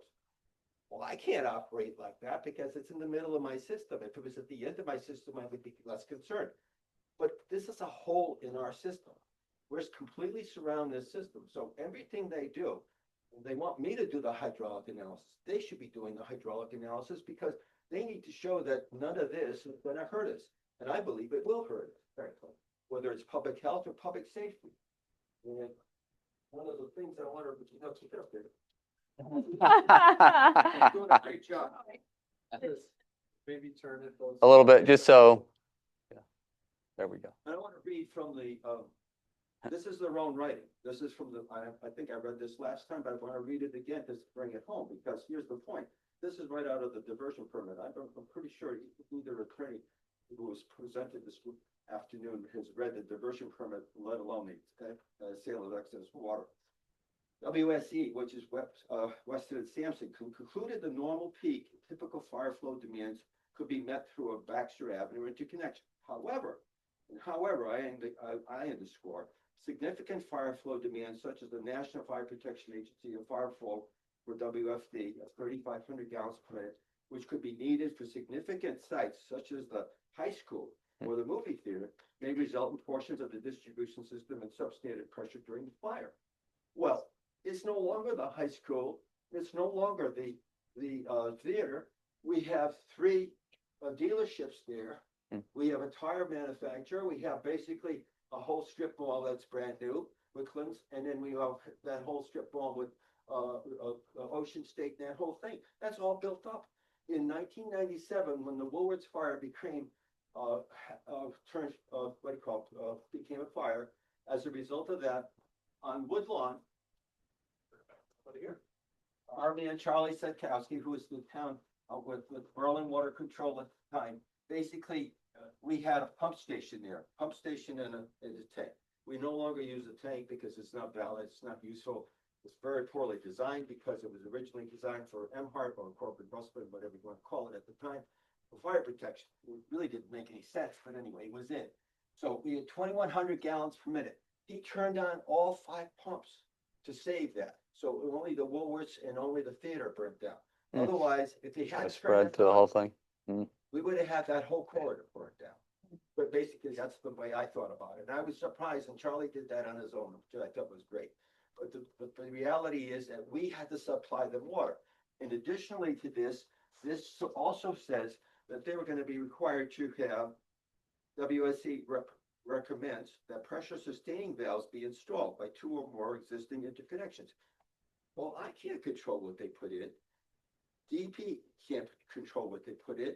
Health department doesn't get to tell them what to put in because it's a fire protection, fire safety issue. So there's no control over this. So once this happens, I don't have any control of anything. They can turn on their meters, shut off their meters, shut off the valves, open up their valves, and I can just sit there and have to enjoy whatever else they throw at me. And that's the reality. And then, so the point of this is that we, as the Berlin Water Control in the town, are suffering because of this potential problem. And my whole intent was to provide this information to DEEP so that they could make a valid decision. In my case, I don't think it's necessary. One of the first things that came out, they said it was necessary, but it's not necessary. And then the irony here is that they think they're saving money, but they're not. Because basically, if they keep this flow in here, it's going to negate any flow that they get from Baxter of either station. So that doesn't make any sense. And I can't see them closing this one off at Norton Road because we're back to square one with the chlorine residual for the high school and the middle school, the Willards elementary school. So that's a problem for me, and that's a problem for us. I think the way I look at it. So what I did is draft letters separately for the town mayor and for the town manager, and as well as the town council, rejecting this. And that's, I think, is a little premature anyway, because here's the point. We now have a town-wide study, hopefully by the end of this year, will give us a better analysis. I heard Attorney Sullivan this afternoon. He gave us a safe spiel downstairs during our meeting. There were a lot of errors in there. There was no place in there that I was telling them that we're going to have a 6% increase every year. Actually, we've done just the reverse of that. We've tried to be very careful about judicious, because the thing is, we put in 5% in a 2-year period. Prior to that, we hadn't had a rate increase for 8 years. So we definitely needed it. And even then, it was only like 12 or 13%. So it wasn't a large amount, relatively speaking, for the number of years. So, but basically, all of that is not real. The other point that I want to raise is historical. We have sent them letters and not gotten replies. We had an MOU. Attorney D'Onofrio helped me with them, but the MOU is the use of the Berlin pump station. That needs to be replaced, modified, upgraded, whatever you want to call it. It's probably in the vicinity of the $5 to $9 million. We are not the biggest user. Kensington is the biggest user of that. And frankly, they never replied. It's now 2 years going on that period of time. I've asked them, they said, you want to negotiate? Sure, let's sit down and talk about it. I said, you're going to be obligated for 50% of that. That's why they want to give us a sewer, because they can't have it. And then the other reason for the water, basically, is nobody's put pressure on them to do any kind of an upgrade on any of their systems. Their own reports indicate that they should have been doing thousands of feet of relining. And then that's the other thing, is that these 8-inch, and I brought it up to you many times, is that an 8-inch line, it may be 6 inches or 4 inches or even less in some cases. And then basically, that's not going to get the same flow that you have for fire protection. And that's a problem. I've also included with the one from the town council, the 2 ISO reports, Insurance Services Office. Basically, it doesn't do it anymore, but 2014, they did an analysis in 2021 also. That included that. There were deficient hydrants already in the system, operating under what I think is more of an optimum condition than the way that they're proposing. So the reality of this is that basically it's not going to get better. I think it's going to get worse. And that's what I've tried to explain to everyone, is that we need that opportunity. And I would be making the same pitch to the health department when their sale of excess water permit comes up as well, doing the same thing. Whether I do it independently or whether I do it as a Berlin water manager, either way, I'd have to do it, because my conscience wouldn't be clean with doing this. I have lots of questions. Is that okay? Anytime. Okay, sorry, I know, sorry. Oh, is it? So if that, where they want to bring the water in belongs to the town, they can use that? That doesn't make any sense to me. If that access point that they want to use to bring water in was given to the town, how can they use it? I don't know. The way it was written, it says it's a resolution, so it doesn't say particular ownership. That's the unclear part of that. I think it is ours personally. I mean, that would be, I've heard discussions with Attorney D'Onofrio about this as well, but I don't know how it would be, in court, it might be a flip of the coin. I don't really know. What do you think, Jeff? The question is ownership. I don't have any documents to give any opinion about who owns it. If it breaks, it'll be ours. Somebody's got to own it, So have responsibility for it. So, and two reports basically would, not that it means anything, but two engineering reports indicate that it's ours.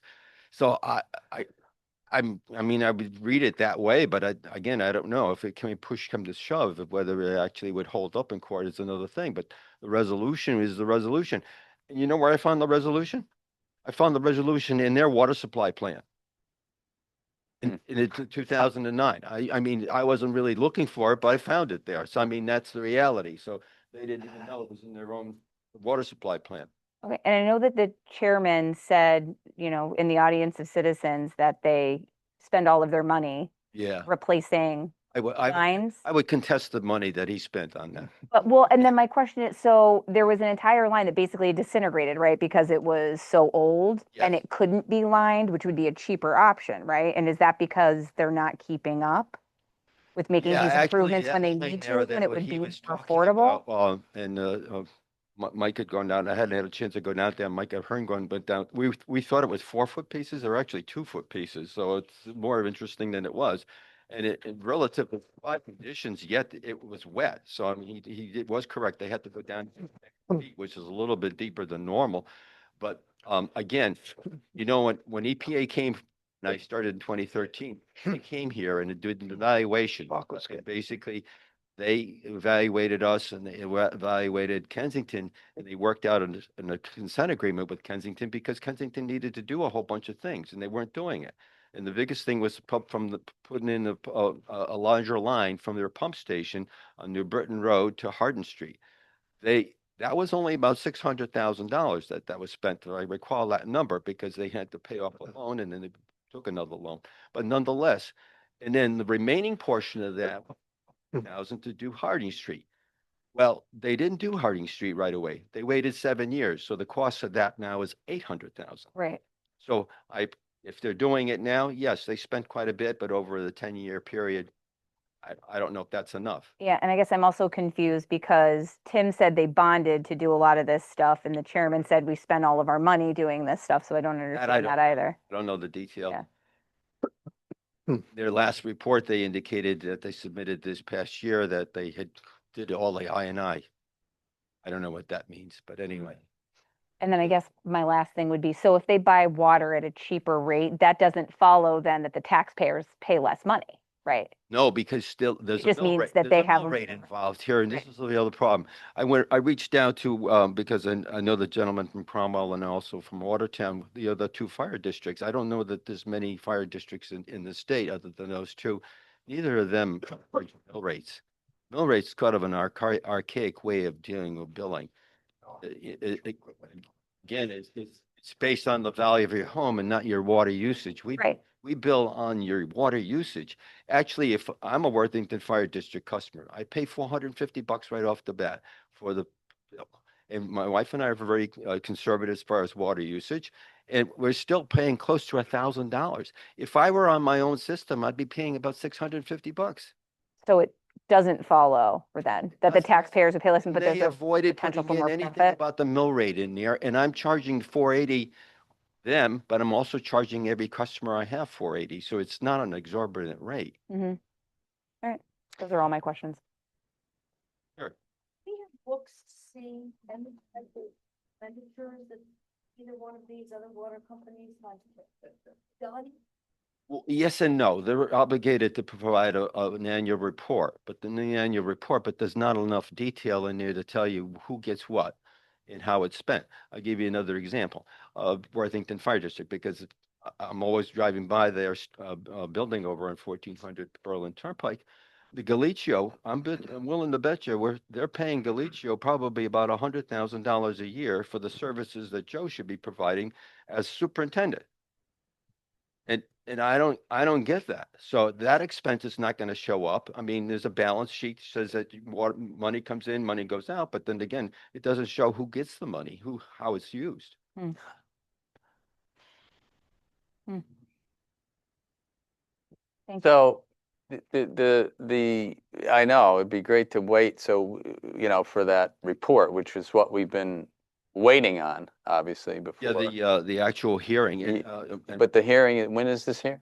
You said end of January, is that what? we'll- January 14th is the hearing date for this. It was kind of interesting because the first item on there, Town and no water. Attorney D'Onofrio knows again, the petition. I was simply raising a petition and basically Attorney Sullivan was making the point to the hearing officer that it should be thrown out because they would invalidate my signature and only have 24. So therefore this petition shouldn't be existing and there shouldn't be a public hearing.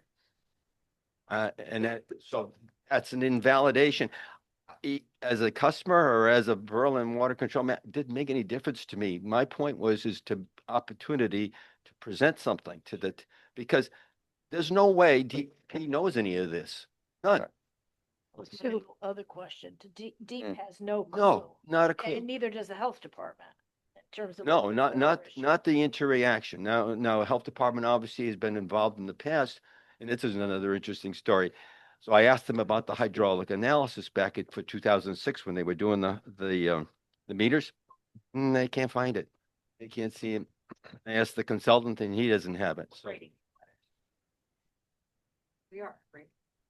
So I have a question. One of the things that was brought up, I think it was by Tim and Rick both, is that according to our charter, we're not allowed to do this. So I'm wondering if. Let me address that, okay? Please. The specific charter section that they're talking about is 8 dash. I just had it open here.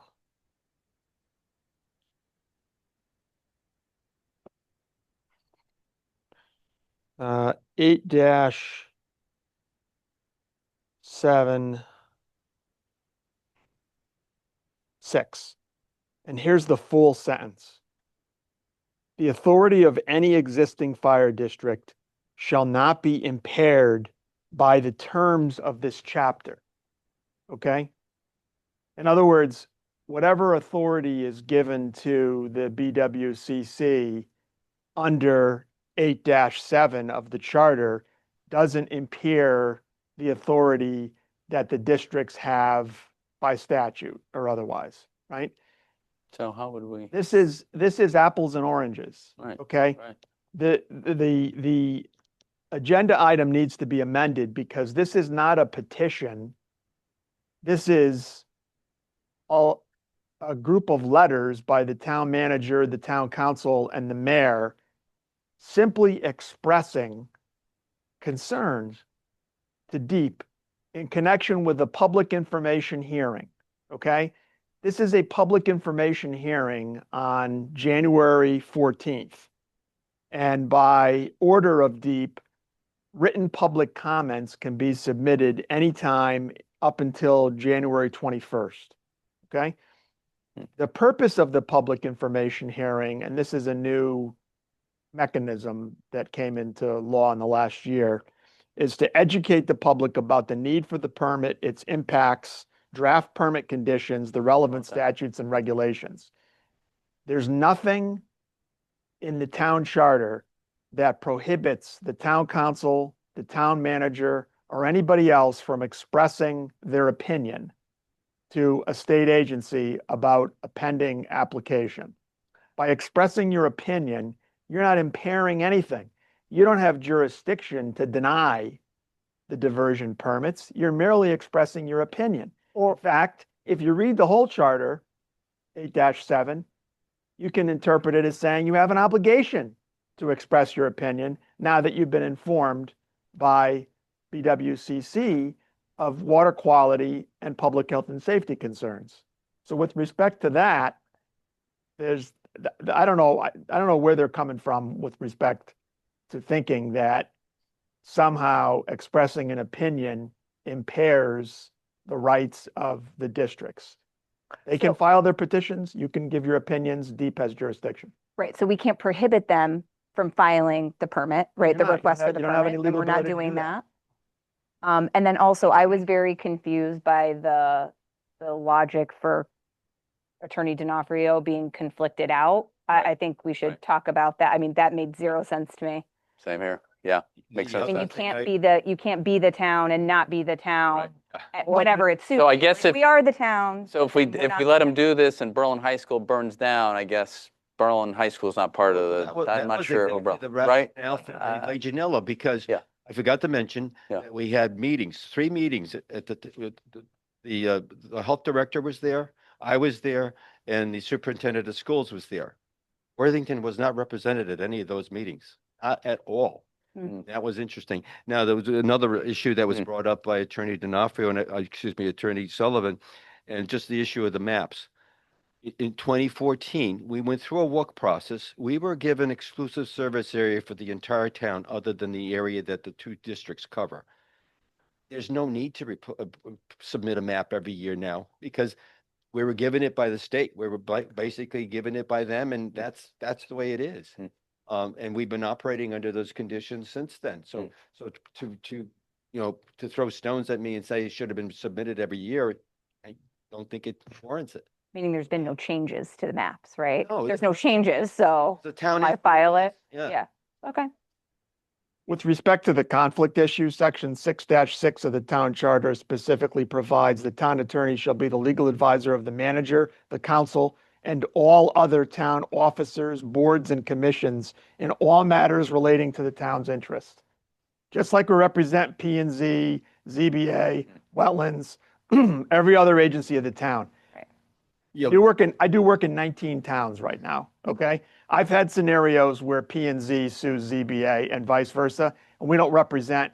If BWCC and the town council were adverse to each other, that would be a different situation, okay? But there's no conflict because there's no adverse relationship or claim by one town agency against another, okay?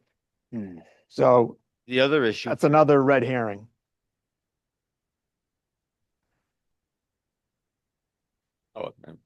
So, that all in mind. How should we, amend? I would recommend that the motion be a motion to authorize the town manager and the mayor to sign letters to DEEP expressing concerns about the diversion permit applications in connection with the January 14th public information hearing. Because that's all this is. The petitions were already filed and there was a status conference. And as Mr. Jarima indicated, Attorney Sullivan on behalf of WFD indicated that he objected to the petition. He was told he could file a motion to dismiss. The time has passed to do that. So I don't know if a motion was filed or not. I haven't seen one, but Neither have I. right now there's a public information hearing. It's not a contested case. The town is not presenting witnesses or cross-examining witnesses. All we're doing is, as members of the public, expressing concerns. And if DEEP grants the diversion permit application, despite any concerns that other state agencies or other members of the public may express, with or without appropriate conditions, that's their jurisdiction. They can do whatever they want. We don't have any jurisdiction to deny any diversion permit applications. It's silly. They're not applications to the town. It's by Cyberspace. virtual. It's set up at 5 o'clock in order to get people who are really working through the day. Yeah. Opportunity to comment. Legal question. If they allow this to happen, is DEEP gonna be responsible if out of the, Berlin Water District's control, that Legionella shows up, people get sick, who's gonna be responsible? Push.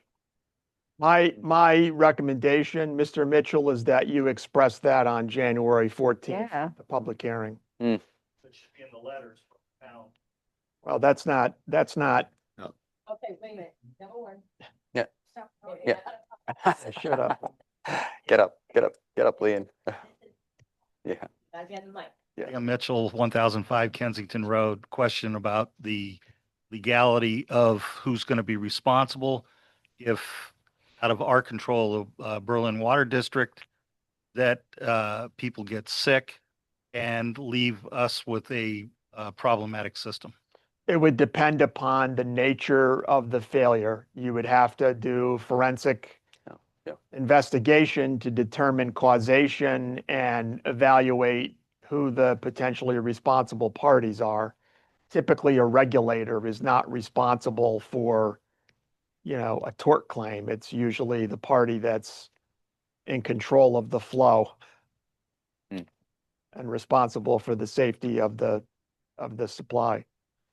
Yeah, the other thing is odd about the representing the whole town. Well, yeah, of course we do, obviously, and hence our concerns with that section of town and whatever other perhaps issues flow from, Make it flow sound through. good players, but they haven't because technically speaking, we've sent them letters after letters. Yeah, and not gotten well, that a part response. too. I mean, An FOIA, takes Yeah. 7 or 8 months to get Right. whatever we could get.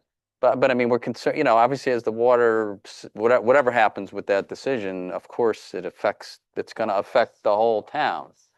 So we wouldn't be taking one side or the other, whether it's Worthington Water District or Kensington or, we still are concerned for the whole town in this entity. We're doing our citizens a huge disservice not ending Yes. this nightmare. There's fire hydrants in town that don't work. Yeah, We're putting lives in danger. Agreed. People could get ill from this Yeah. ridiculous feud. Yeah. with Yes. Trying to protect their pensions. Yeah. I don't know how we're gonna move forward with this, and this is one little pebble we can put in to make a wave. I mean, This item is one of a long list of it's a long list, but it's somewhere to start, so I'm gonna support this absolutely. Thank you for your Yeah, work. we all good on putting our concerns forward, right? And so we're gonna do what There we go. I figure we could make $300,000 a year if Kensington or Worthington went away. That's what we figure the overhead is costing the town of Berlin. If they just But it's went gonna- away, we would be able to put $300,000 into that system every year.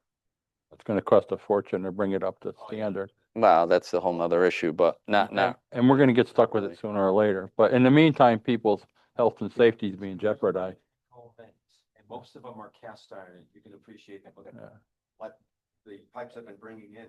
Those are the pipes that they have in their distribution system. They don't want to acknowledge that. That's what they have. And then unfortunately, or fortunately, in our case, 98% of ours is duct iron. Cement. And how many lead joints are our people enjoying, how Elbows? many lead bends at the main, EFOS?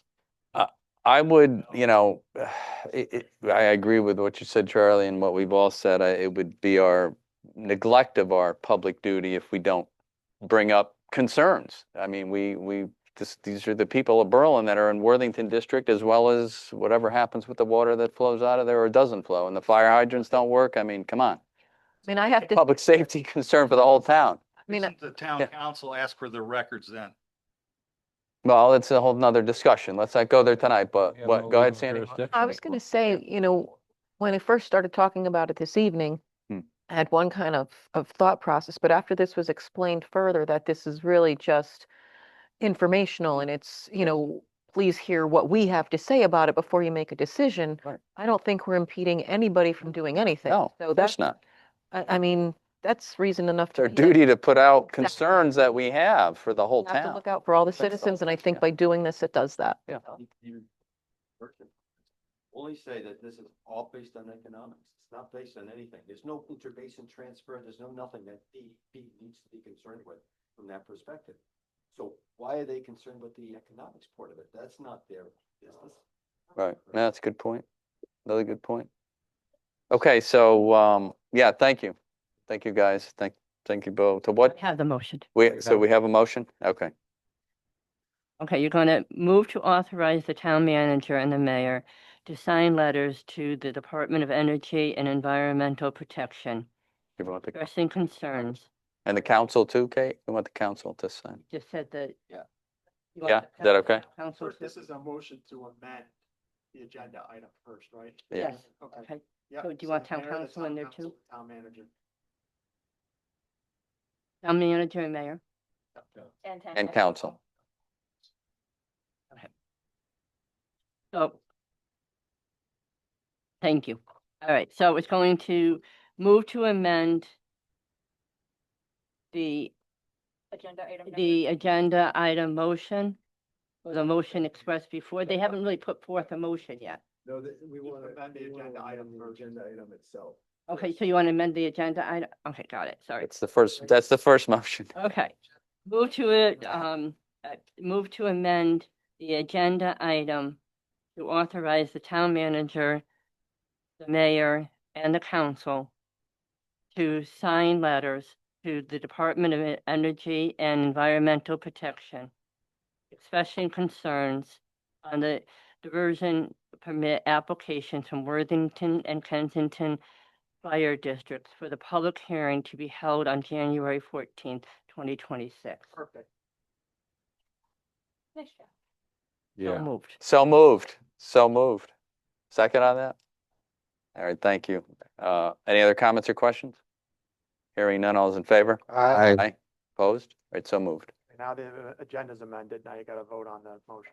Yep. So now you're going to move to authorize the town manager, the mayor, and the town council to sign letters to the Department of Energy and Environmental Protection, expressing concerns on the diversion permit applications from Worthington and Kensington Fire District for the public hearing to be held on January 14th, 2026.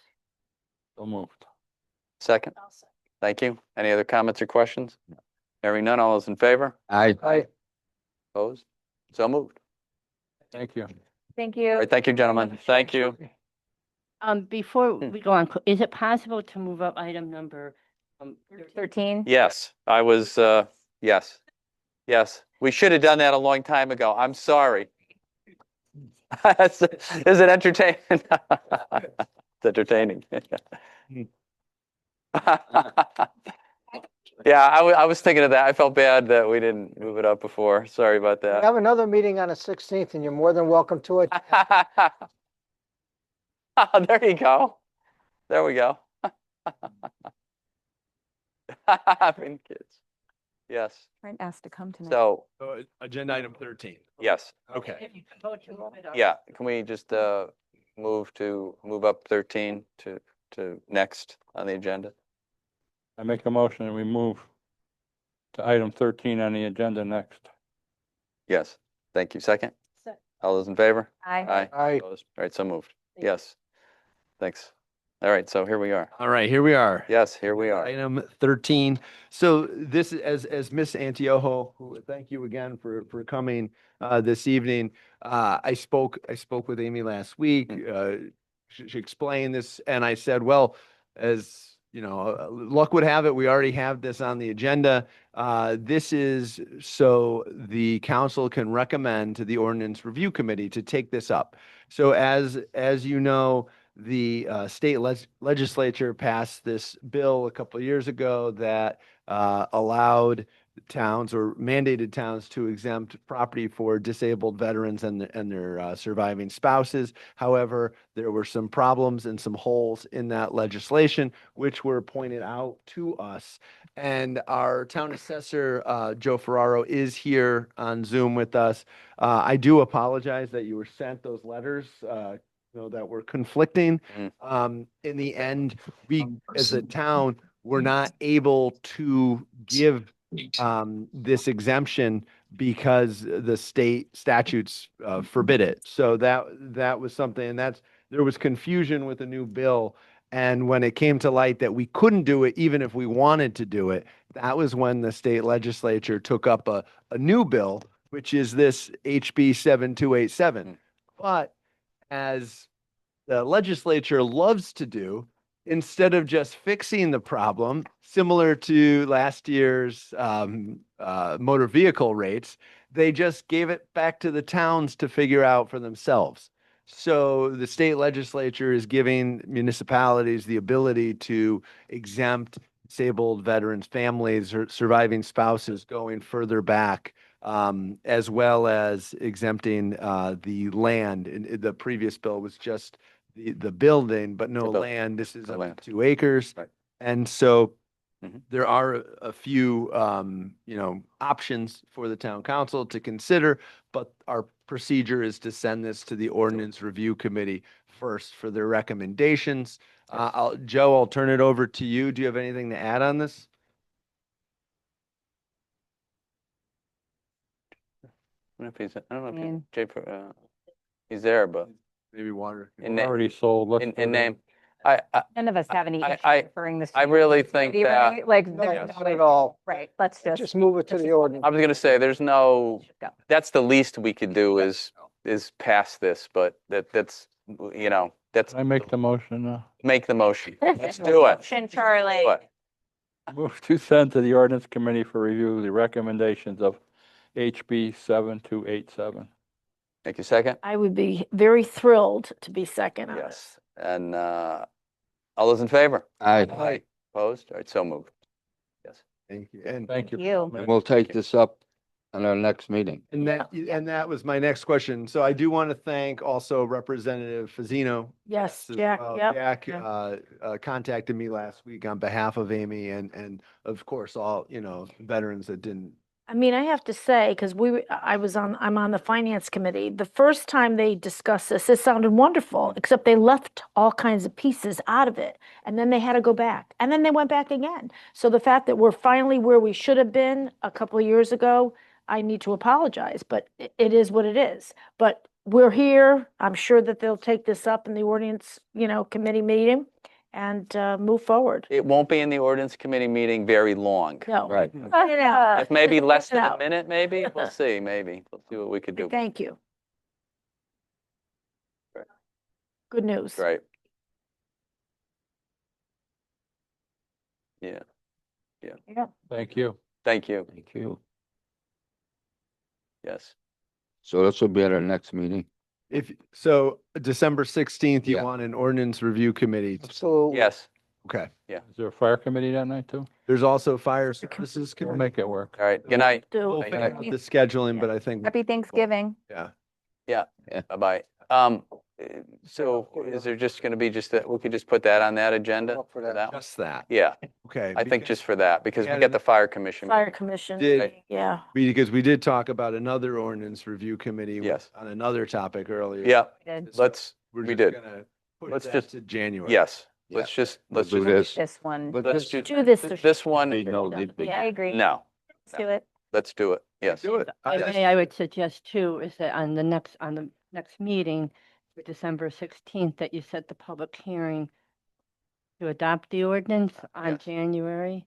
Is that appropriate? Yes, Okay, Yeah. yes, all right, just. Yeah. Yeah, put it in the agenda, yeah. yes, To Amy, but now we have to set the public hearing. yes, Mhm. For the public hearing. Right. You can adopt it that same night. yes, reason to do this 16. yes, Yeah. Absolutely. yeah, to move it as quick as I mean, possible. I do think we have a little bit more time than that. If Joe were on, I would, but certainly as we go into budget season, the sooner we do it, the more. Let's just do it. I mean, done. finalized, we'll have Yeah. our grand list. And so the grand Yeah. list is due on Yep. the 31st of January. So we do have a little Yeah. bit of time. Yeah. before. So just so you all know. Yeah. Yeah, that's good. So Good, great. We good? Yes, we're good. Hold on. We'll be back to six, Back to 10. 10. So this is everyone's favorite topic is bid waivers. Yes. So, But I warned Counselor Prusen about this. week. So this is a bid waiver that is for engineering services design for the slab on grade moisture problem that we have at Berlin High School. This is a recommendation straight from the Public Building Commission that has requested to use Jakunski Humes for the design of this, which everyone on the Public Building Commission, as well as, you know, myself and Doug Solik, who's here, and I'm sure Mike feels similarly, that this is in the best interest of the town. They've been aware of this going on, and we've used them before, so that Yeah. I don't have an issue with it, Ryan. See that, Doug? That was easy. Mm. Evening, Mr. Mayor, councilors, welcome back. Hey, Doug. Thank you, How are Doug. you? Thank you. Good to see you, Doug. It's kind of, everybody knows the history to this and it's moving. Yes. Yes. But we're on a good path for That's resolution. great. That's great. Good. Any I questions? could just say this is number one. They are an on-call vendor too, and they were pre-bidded out a couple of years ago, so. A little bit of vetting. Yes, I think so. I think we've had plenty of vetting for them. Any questions on this one? No. Gotta No, get this going. It's gotta get done. Oh, Yes. Let's make a motion. Move to approve a bid waiver and proposal from current on-call architect JHA of Berlin in the amount of $54,000 for plans and specifications related to the slab on grade moisture project at Berlin High School, as approved and recommended by the Public Building Commission, as this is in the best interest of the town. Thank you. Second. I'll second that. Thank you. Any other comments or questions? Not? All those in favor? Aye. Opposed? So moved. Thank you all. Good. The next item, agenda item number 11 is Doug as well. The town had engaged in services with Noresco LLC years ago to provide energy auditing services. Noresco has been performing these services to the town of Berlin on an annual basis now since at least 2018. And so after speaking with Doug, our facilities director has suggested that we no longer need these services going forward, and we would be able to save the town and the taxpayers approximately $20,000 a year going up over the next 10 years or so. So Doug, I'll turn it to you. Yes, as Ryan said, the project did encompass solar systems at the schools, a lot of mechanical work at town hall, library, heating upgrades, middle school. So it was a performance contract. It's been paying for itself as per the original audit and design all these years. So conversations with finance, and as we move along through the budget, it's a pretty substantial fee that we pay in. Know that the systems are working. We maintain them anyways through the budget. They're kind of doing what they're doing, and it's just an opportunity for some savings annually that if you're comfortable with it. Corporation Council helped us with the look through this and the termination agreement. Proceed with it. Something for consideration if you feel it's a savings. Yes, appreciate it, Doug. What do you folks, anything?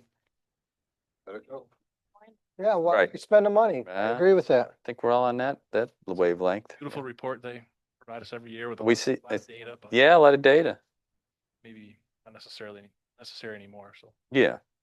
Well, it's been working good, so that's a good thing. Why keep paying? usually the problems happen in the first year or two. So Oh, okay, yeah, right. Okay, well, if we're good, then we'll go ahead and take a motion. Move to terminate the ESA with Noresco LLC of Westboro, Mass. And forego any future audits and guaranteed savings reconciliations reports, as this is in the best interest of the town. Thank you. Second. Thank you. Any other comments or questions? Not? All those in favor? Aye. Opposed? All right, so moved. Thanks, Doug. And Doug has the last agenda Oh, item aren't you lucky, Doug? evening as well. And this is in regards to HVAC equipment at the community, actually at the library, I should say. This was a compressor that has recently failed. It failed, thankfully, right at the end of the warm season, but it did fail. And as you may recall, the town was awarded a steep grant recently for both the roof and mechanicals at the community center and the library. And so it is very, the timing is almost perfect with this. And we normally, this project, Doug told us, was going to be replaced anyway as part of that grant project. However, due to the lead time on the equipment and due to the fact that we still need to bid that project we need to get this compressor ordered because we don't have a backup. The compressor's down. And so the thought is to purchase this off contract. So this is a purchase off of contract. So we don't need to bid it for that reason. We'd be able to purchase the compressor now, which has a 3 to 4 month lead time. And then while we're waiting for that compressor to arrive, we're going to put the bid out for the work on the mechanicals for the community center. And in the bid, we'll have the labor for this. And so, and I believe, Doug, you can word the bid so that this work has to be done first in order to get that done. Correct. That's the intent. The mechanical engineer that's working with the architect, PBC, completed their portion. So the bid package will be coming to us, hopefully to go out beginning of the year. That's the goal, the time frame. As Ryan said, based on that time frame, steep grant has to go to Corporation Council for review, has to go back to the state for approval, where we can bid. So there's just a timing issue that we're concerned with, having this equipment available in time for the 26 cooling season. And just to clarify what Ryan has said, the current system is original to the library when it was built. The compressor did fail. It's still available, but the refrigerants have changed. Oh, yeah. To get that, and then we're looking at putting about $40,000 into a repair. The system was scheduled for replacement anyway, so it doesn't seem to be cost effective. So this is actually the entire system, the major components for the section of the library.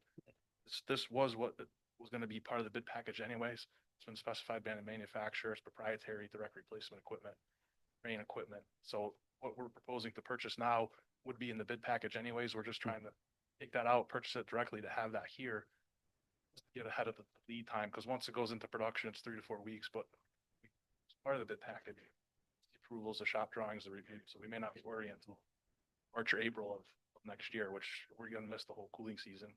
Did set up temporary porta cools through the remainder of the season, as Ryan met with the library director, that didn't quite provide enough relief, but it got us through the shoulder season. But certainly we are concerned to not have mechanical cooling and ventilation requirements.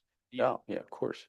I did attend a meeting at the library a couple of weeks ago with all the librarians, and I was told that 74 degrees is too warm. So we got to get it. We got to get this in, and I think Doug's been hearing that quite a bit. So thank you to Doug and facilities for working so hard to keep everyone cool and warm.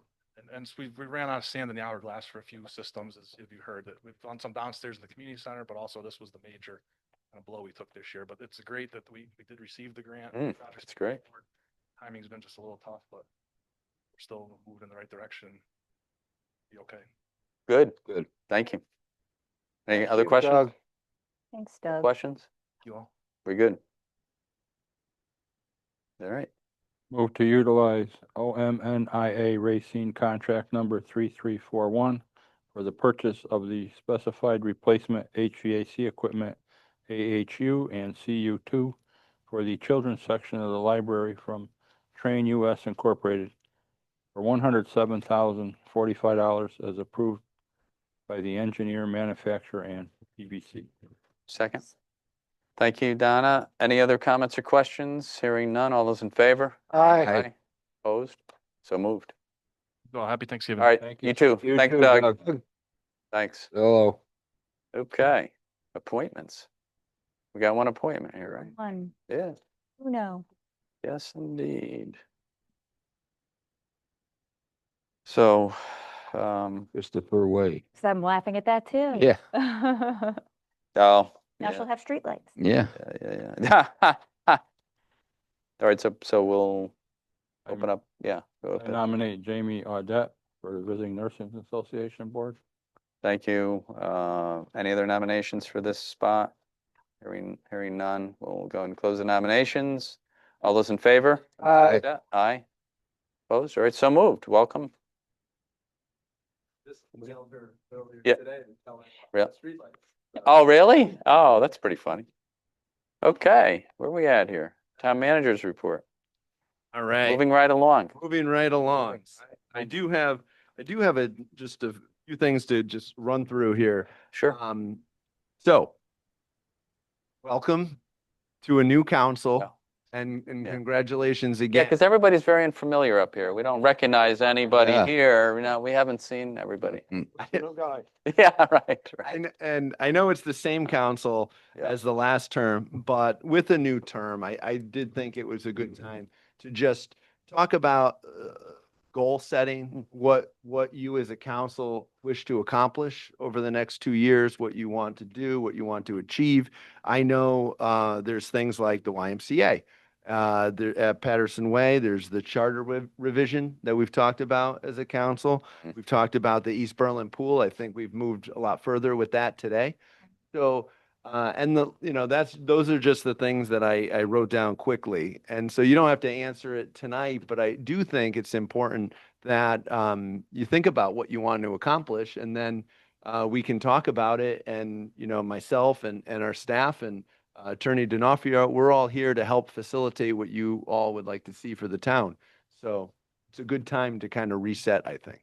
Well, Ryan, too, we mentioned right before the August break when we didn't, we weren't around, is that one of the main topics we need to look at is the town charter. And, you said, please read it, go through it. But I think that's one of the things that we do need to look at. It does need to be modified. And I think we need to move forward on that. What do you want to modify in it? Well, Any thoughts? Well, one thing we need to talk about is the referendum on the budget, because people don't, the questions, people are all messed up on that. The questions, yeah, we just have to, Yeah, Donna, absolutely. Yeah. It's just that, it's confusing. We just have to remember, we've been through 2 of these, okay? And 2 of these, both times, quite frankly, in my opinion, a lot of mistakes were made. but bottom line, it's either you approve it or you don't approve it. I mean, Well, no, it's not that simple, Mark. I So know, it's not that simple at all. Please, please, please, let me speak. We've been through this twice, Yeah, but okay? is that We got to be limited on the scope. We can't go rip the charter apart because we already tried that once I'm not and nothing got passed. So we saying have to that. be very cautious on what we put on that, what we look at. But the problem is, once you create the committee, they can do whatever they want. That's understandable. So we just have to please keep that in mind, because we wasted, to me, on the last one, we wasted everybody's time because nothing got done. And we only had a couple things we really wanted, and most of the other things were just simple language changes, which they didn't even get fixed. And you have no idea how much time was wasted on that, and nothing got done. So, Make a suggestion. yes, Can yeah. we start with what the most recent proposal for the amendments were? Because I don't think, I definitely was before my time. Yes. Could I look at it? Yes. Could someone? See what was proposed before we even go out and get a committee, talk about it, and then, No, yes, no, forward from I agree. No, we just have to approach it really surgically, when otherwise it doesn't people work. on a committee, be sure you have, reputable, Yes, understanding people that I knows agree. what a town charter is, for example. That's important. Charter Commission is probably the most important It is. position that you can. Yeah, but just, we just know from experience, we cannot control them. Once we appoint them, we may know them, we may vet them, but, there were people out that agreed with things that we wanted to change, and they were out there on election day holding signs against it. This is how bad the last one was. It was a joke to me. It was a waste of everybody's town staff, all the people on the commission, the council, you name it. We got nothing done. Not one single thing got done, even the simple stuff. And it was sad to see that. We had people that voted for it on this council and stood out there with a sign against it. Unbelievable to me, but that's what I'm telling you. That's why it's a big decision. You have no idea the time that it takes, and we get to that point, nothing got accomplished. So I don't disagree, things need to be changed, but we really have We to gotta do our research. re-examine how we do it, yes. Yes, no, I don't disagree with you, Mark. Yeah, I'm with you, but we just, having been through it twice, then the first time, some of the changes they made, to me, I was new on the council, but they were changes that I'm not sure were for the better either, but, whatever. We can talk about those as we get closer. Anyway. So to Counselor Atkinson's point, we can get the material on the previous charter revisions to Yes. you. Yeah, As look well at all as, the different minutes from previous meetings of the previous charter commissions as well. But that's just one item for your consideration. Really, it's up to you, the council, if you want to see a charter commission or not, but we can get you those materials. And do the research. I mean, it doesn't mean you have to go through with it, but I mean, Yeah. to see where we stand. Yeah, I think Okay. it's always a good idea to look at the charter and Oh, my God. that's an act I of. think that has to be you. That's a whole different, yeah, that's it. It's on you, Donna. The fact- Donna, go fix it. Come on. I know you can do it. Get together and fix Yeah. it. Yeah. Where, For real. Listen, why doesn't Pura regulate them all? Oh, yeah, there you go. where do we stand with, an update on a Y? I don't know, Jeff. They appear to do illegal stuff, I guess, pure. I don't know. Oh, you're Read supposed the to get to that? You're skipping ahead. but- Anyway. Okay, no problem. Yeah, I can do the why next. So, we are still. Wait a minute, it's his agenda. Hang on, let him do his agenda, Mark. I got a full. Okay. on item. Hey, I'm getting older here. Let's move it. I didn't know it was gonna be 9:19. Can't get any. I didn't think we expected the beginning to be as, So I'll just touch Anyway, base. that's The okay. We're YMCA, here. we're just looking to coordinate a meeting together. We're gonna wait till after the Thanksgiving holiday.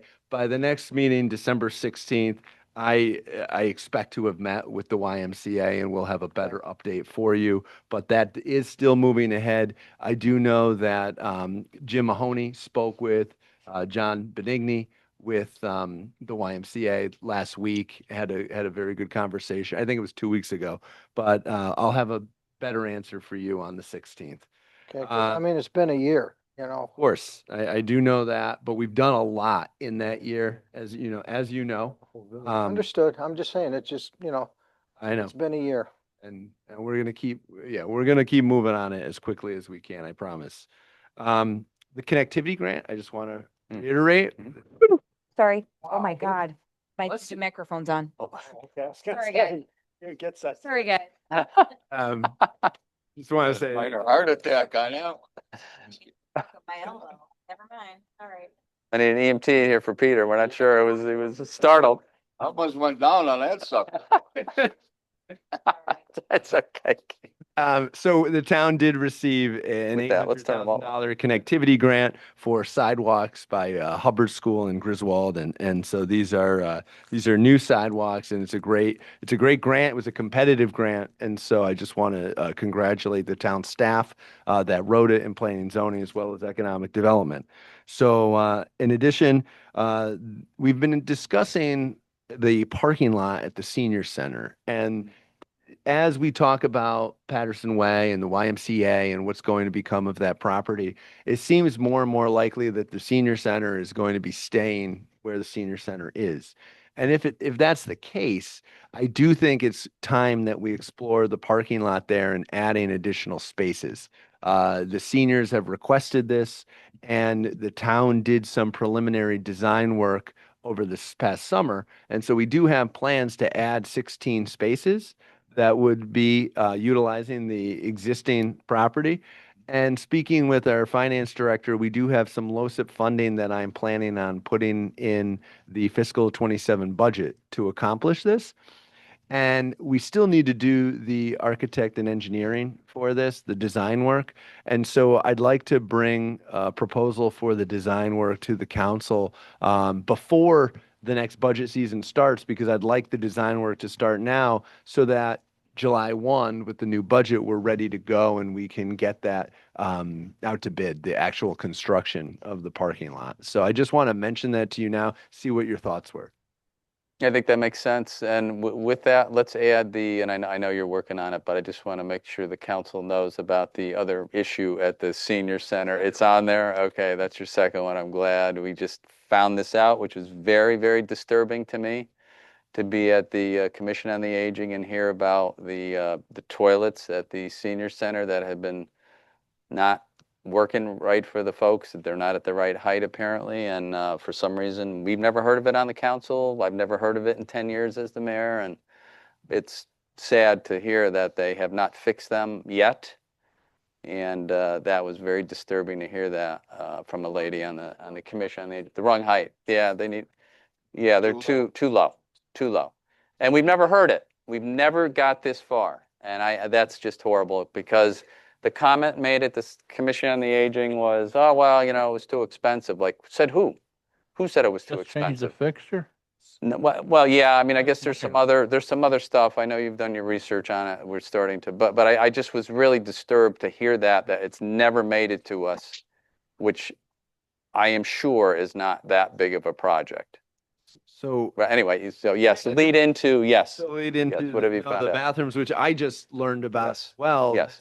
And I've actually, if Doug were still here, I had him on speakerphone as he's going through the different bathrooms at the senior center with his tape measure to measure each of the heights, which some of them are too low. And so ADA compliant is between 16 and 19 inches, and some of them were at the lower end. And so the plan is to bring those up. And what's difficult with the senior center is that you can't use risers because the seats would shift and it could actually be a danger for seniors. So Doug and his crew have reached out to 3 different contractors to get quotes. And so we're working on pricing. So that'll be coming to you. Why? I'm sorry, I got to look at the staff of the senior center. Why don't we know this stuff? This has been, that lady on the Commission on the Aging, I forget her name, but I mean, this has been going on apparently for quite a while. And how come someone, I mean, the stuff that came out at the meeting was, oh, well, it was too expensive to do. Like, says who? Who said it was too expensive? Where'd that come from? We haven't. No, we haven't. So that's just really disturbing to me. That's a simple thing. That's not hard. We don't have to build a whole new senior center. It's very simple to fix 6 toilets from, I believe it's 6, from what I heard. Yeah. So, I'm not looking, not you. It's not on you. I mean, this has been going on for years. Promise. No, I know you didn't. I'm not preaching to you. I mean, I talked to you about it when we heard it. I was shocked to hear it at the meeting. Yeah. So, I mean, it's like, yeah, it's not at you. You just got here, We're but going to get the numbers. yes. Get back. I mean, how much? I don't think it's $1 million project. I don't know what they're talking about. Too expensive, but that was one of the most disturbing things I've probably ever heard. That we couldn't get 6 toilets fixed for our seniors. Unbelievable to me. I hope it never happens again. That's all I could say. So sorry. I just on that. Yeah. No, I appreciate you looking into it. I want to. It wouldn't be a meeting if we didn't talk about Bright Feeds real quick. Oh yes, why not? Couple. Let's just top off the night with Bright Feeds. These are 2, and I think 2 positive updates to share. So one, we did finally, thanks to Representative Veach, get the report from DPH and DEEP, as far as the air quality smokestack. Thanks for that. From Bright Feeds that was taken, I think it was January 15th of last year. We just got the report. Of 2025, yeah. And so the report ended up, it was a good report and showed that there really weren't contaminations that were harmful for anybody who was exposed during the length of time that they would have been exposed. So that's good news. DPH, DEEP, and the Health District will be in attendance on January 20th to go over that report and answer any questions that the public has. So just, that it's a regular council meeting. Yeah, good. They plan to attend. We did do another round of noise testing at Bright Feeds, and this time we still were receiving complaints from some residents that were concerned about the noise. And those complaints repeatedly said that the noise was the worst on Monday evenings after 10 p.m. So on November 3rd, I met SH Acoustics at 11 o'clock at night on town-owned property, which is across the little pond. And thanks to Ray and for opening the gate so we can get down to this little area and set up the equipment. And then we did measuring there, and then we went to Worthington Ridge where the complaints were coming in from, and they did additional measuring. The report came out just this past week. I shared it with you all. And again, the report showed that Bright Feeds is in compliance with the nighttime ordinance. I will say, being there at nighttime, I could hear it. It was much, much louder when the traffic on the turnpike stopped. Oh, yeah. So you hear it. We kind of thought that. It's not that Bright Feeds is getting louder. I think it's just the turnpike gets quieter and you can just. pick it up. Pick it up. So I did send that report to a couple of the interested parties. I did get, oh, and actually, I got a call from Jonathan this morning from Bright Feeds as well. He is asking again if the council would authorize a letter in support of Bright Feeds. I don't, the last time he asked this, we were waiting on the report from DPH and the noise ordinance. It's a request that he's asked. I said I would ask at the council meeting. What kind of letter, like general? Yeah, that's my question. And they've worked with us. Basically. That is true. Yeah. Voluntarily, without being forced. I think that they've gone above and beyond to try and help. Jeff, how do you feel about that? Depends on what it says. Yeah, that's what I'm concerned with, what it says. As long as it's vetted by Jeff. General, right? Some general statements, huh? Yeah, we don't want it to become a marketing tool. No, no, right. Well, that's the concern. But they did what we asked them to do. I mean. They did. That's only fair. They did. Yeah. Yeah. Do you want? They could have made it, they Could- could have dug their heels and been very obstinate and made it so much worse, and they didn't do that. Yes. Can we get some suggested language that we Well, think, Craft together. and then look at, and then yeah, you guys. Let's let her go to. I guess they're That's the they're other trying question. to get another permit in another state. I believe Yeah, it's in yeah. Pennsylvania, and so they've run into some resistance from a quick Google search. If you look up Bright Feeds, you'll Gee, really? yeah. We're in Pennsylvania. I Can we make a don't. road trip? Road trip. As long as it's Hershey, we're good. So I don't. As long as when we get on the bus together, we got our shirts with our logos. Oh, limo. Okay. So do you want me to put something together? Yeah. that You guys. Send us Yeah. what it is. Okay, and good then idea. And I'll. Yeah. With whoever it's gonna be addressed to, and then I'll edit it. Okay, okay. Right? Makes sense? Sounds good? All right, good. That's good.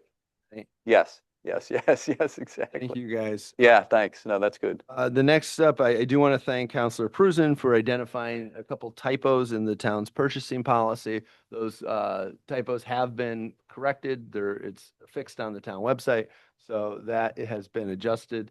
So thank you for that. So just want to let you know that. The Police Pension Committee met and We good? was there as well. And there's a change that I have here is that the committee, I don't, do you want to talk about it?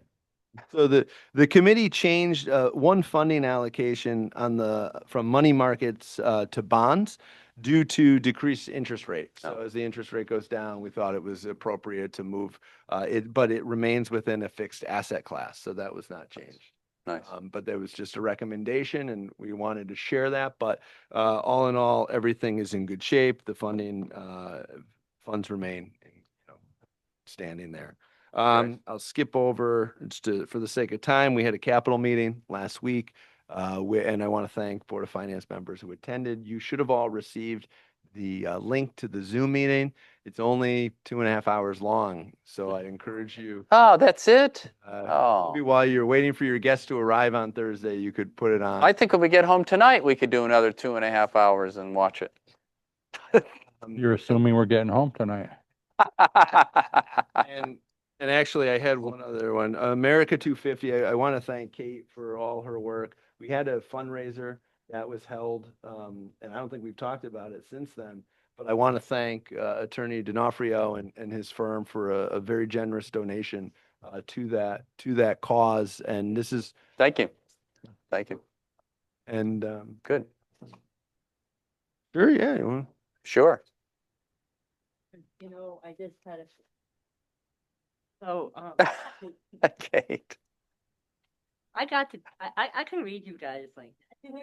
Pretty much, yeah. Been doing this too long. It's not too hard. We get it. So anyway, just so that you're aware, we did get $1,317 from the Give 250. And a lot of that was the donation that came from Attorney D'Onofrio's We also have received money from the different companies, not as much as I would like. And of course, I don't have the one thing I want. But we have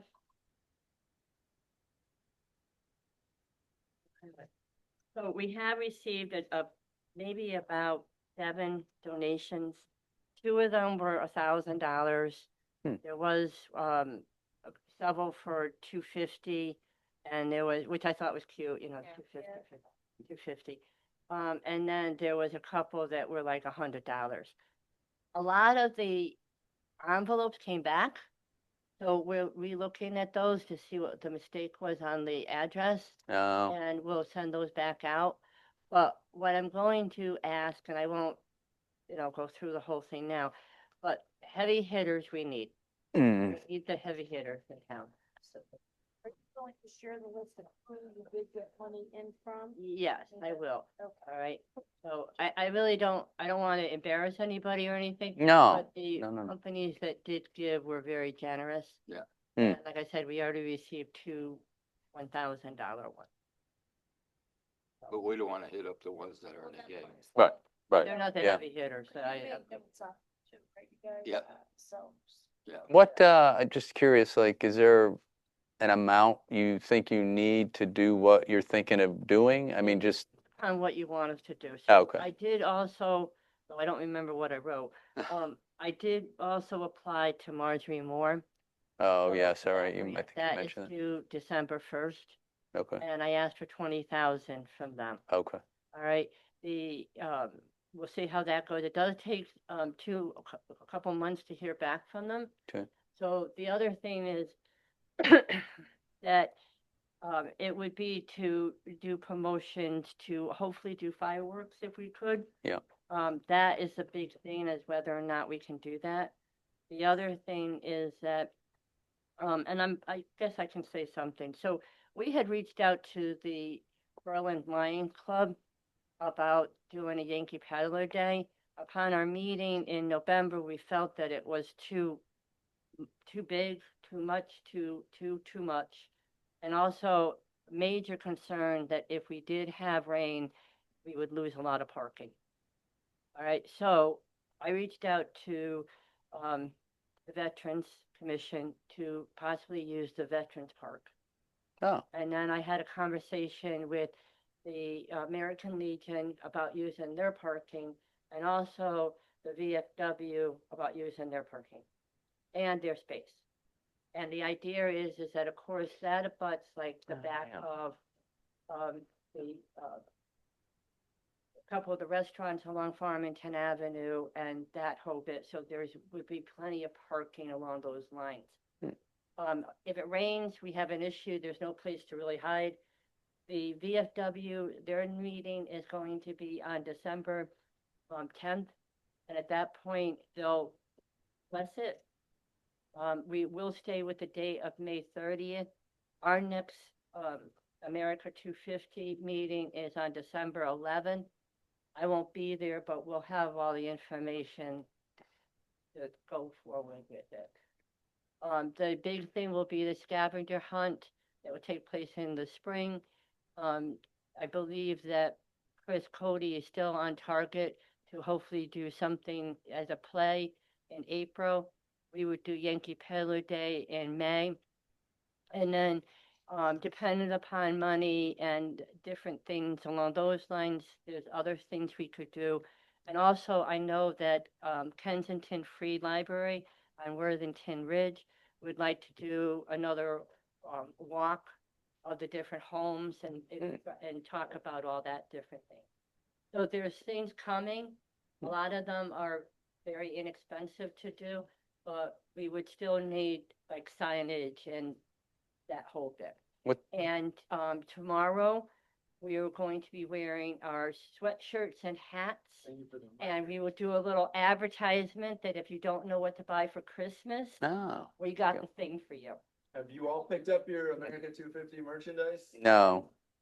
The merch, we gotta get some merch. Yeah. What? Oh. Huh. Well, What's the fireworks cost? $50,000. Okay, all right, just so we know, just so we know. No, I thought you said that last time. I just wanted to hear it again. Huh? I don't know if our noise ordinance will allow that. I don't know. Myself and the Mercy Council. And Sandy was at our last meeting Yeah, too. yeah. So that was all good. Good. And there will be other things that we'll be looking at. So, the promotions with the garden signs and things along those lines. Mm. So we're trying to just come up with different things that don't cost a lot and that we can, have fun with. Okay, good. Sorry, I didn't mean to. No, it's okay. It's good. It's fun stuff. If you approach the different groups of Kiwanis and even the fire departments will try to outdo each other. This town is amazing with volunteers. Oh, what I thought was a phenomenal thing when I talked to my contact, the Elks, excuse me, I'm a member of the Elks. The Lions Club is, I've always been amazed by them. And just a little bit, I've dealt with them. I had to go to the board meeting with Carrie and Peter, came with me. And we had to express things. They had a lot of concerns. They had a lot of questions. It was all great. They then assign a contact person to your group. And so I've been dealing with Vinny, and he's been wonderful. He was willing to take us through the fairgrounds. He was willing to, he had their attorney start the special permit that they have to do and everything along those lines. So when I spoke to him today about the fact that we would probably go more towards the Veterans Park, he said that he had given an update at the last Lions meeting or the board meeting, and that many members had expressed the willingness to volunteer.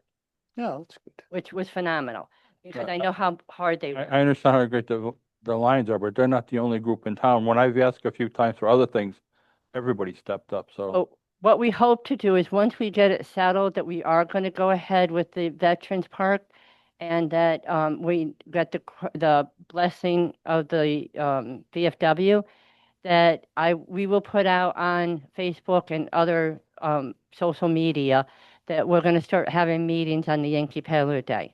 And whoever would like to attend, to please do so. And at that point, we'll form groups. So like if you come and you say, Kate, I can help you, what do you want me to do? And I say, can you handle vendors because that's your area? And you say yes, then you'll have your committee set up. You deal with the committee. And then at that point, you would report back to, the group. So we are looking for volunteers, and we would love to have the fire departments, the churches, or whoever, if they can do any kind of, sale of things, or I think it was Kensington Fire Department that does a pretty good. Would they do the ones with the Sundays at the South Kensington. It was South Kensington. They did a pretty good Sunday. So, I'm willing to go with that. These guys will show up, put a ladder up with a giant flag, it'll make a commotion, they'll do good things. That would be great, Hey, Jim Horrible here. I can tell you that the Farmer's Cow will participate in that celebration. Oh, We thought they might, Jim. Right in the middle. Yes. That Yep. space for excellent. parking lot is right there. It's perfect. Oh, nice. Great. We're good. Thank you, Kate. And that's the end of my manager report. Already? Happy Thanksgiving. Very good. Happy Do have an Thanksgiving. Executive session. in. Oh, yes. Get Mark. Yes. I'm very punchy today. I'm very sorry. This is just a draft for everybody to kind of take a look at. And what I thought we could do is put it onto the next meeting agenda. And if anyone has any questions or concerns about it, we can talk about it then. Yeah. I made a couple errors, so I corrected those on your handouts in handwriting. One of the things to look at is the December one. I guess normally we have, as I've gone back, it looks like we have one meeting in December. So if you're good with that, great. If not, and you want to have two, just let me know and we can do the dates. Next December? Yeah, next December. At my age, I don't buy green, but you're gonna be doing it. Oh, sure.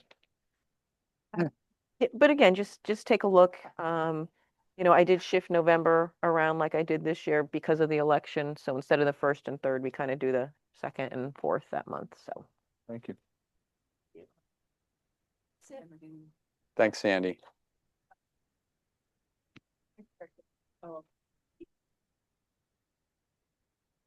Did you and your other members fight it out over the dates? You know, me, myself, and I had some really long conversations. All right. So- I figured you would, so,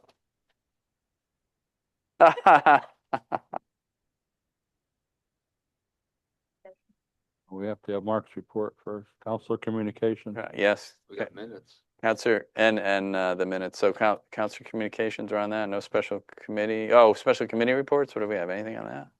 No, right? We had, That was that one. No, yeah. we had ordinance tonight. Oh, we had the ordinance. We didn't, yeah, we already talked about the ordinance. Yeah. Yes, next up. Terry Tonino, who's been in. Everybody knew her. She passed last weekend, and I just wanted to have a moment of silence, if you will.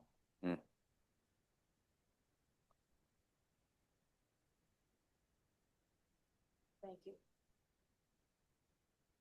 All right. Anyone else? Council Communications? Okay. Oh, you good? You sure, Mark? Come on. It's only 10 of 10. We got a lot of time. So acceptance of minutes, we'll take. Move we accept the October 21st minutes. Second. All those in favor? Aye. Opposed? So moved. I move we accept the November 18th minutes as presented. Second. Thank you. All those in favor? Aye. Opposed? All right, so moved. And motion to move into executive session. I move that we move into executive session for the subject of real estate, Connecticut General Statute, Section 1-206D, discussion of the selection of a site, sale, or purchase of real estate by the town. And Lower who are we inviting in? We have Town attorney. Chris. You can invite Kaden if you want, since you did. I don't have anything to do with it. Okay. It would be just Attorney, yeah, Attorney DiNapoli, town manager. I don't know. Oh, anyone else? Yeah, who else then? Well, if Jim's still on here, call in. Yeah. Or somebody has to. All right, Jim, I think we're okay, for now then. I think we're okay. Thank you. Jim got a lot of the material, but, I don't know if you can hear. So we got, who's in?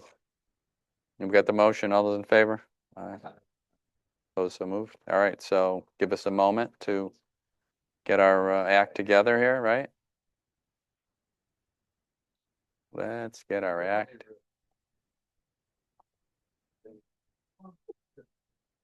Oh, what's the difference at this point?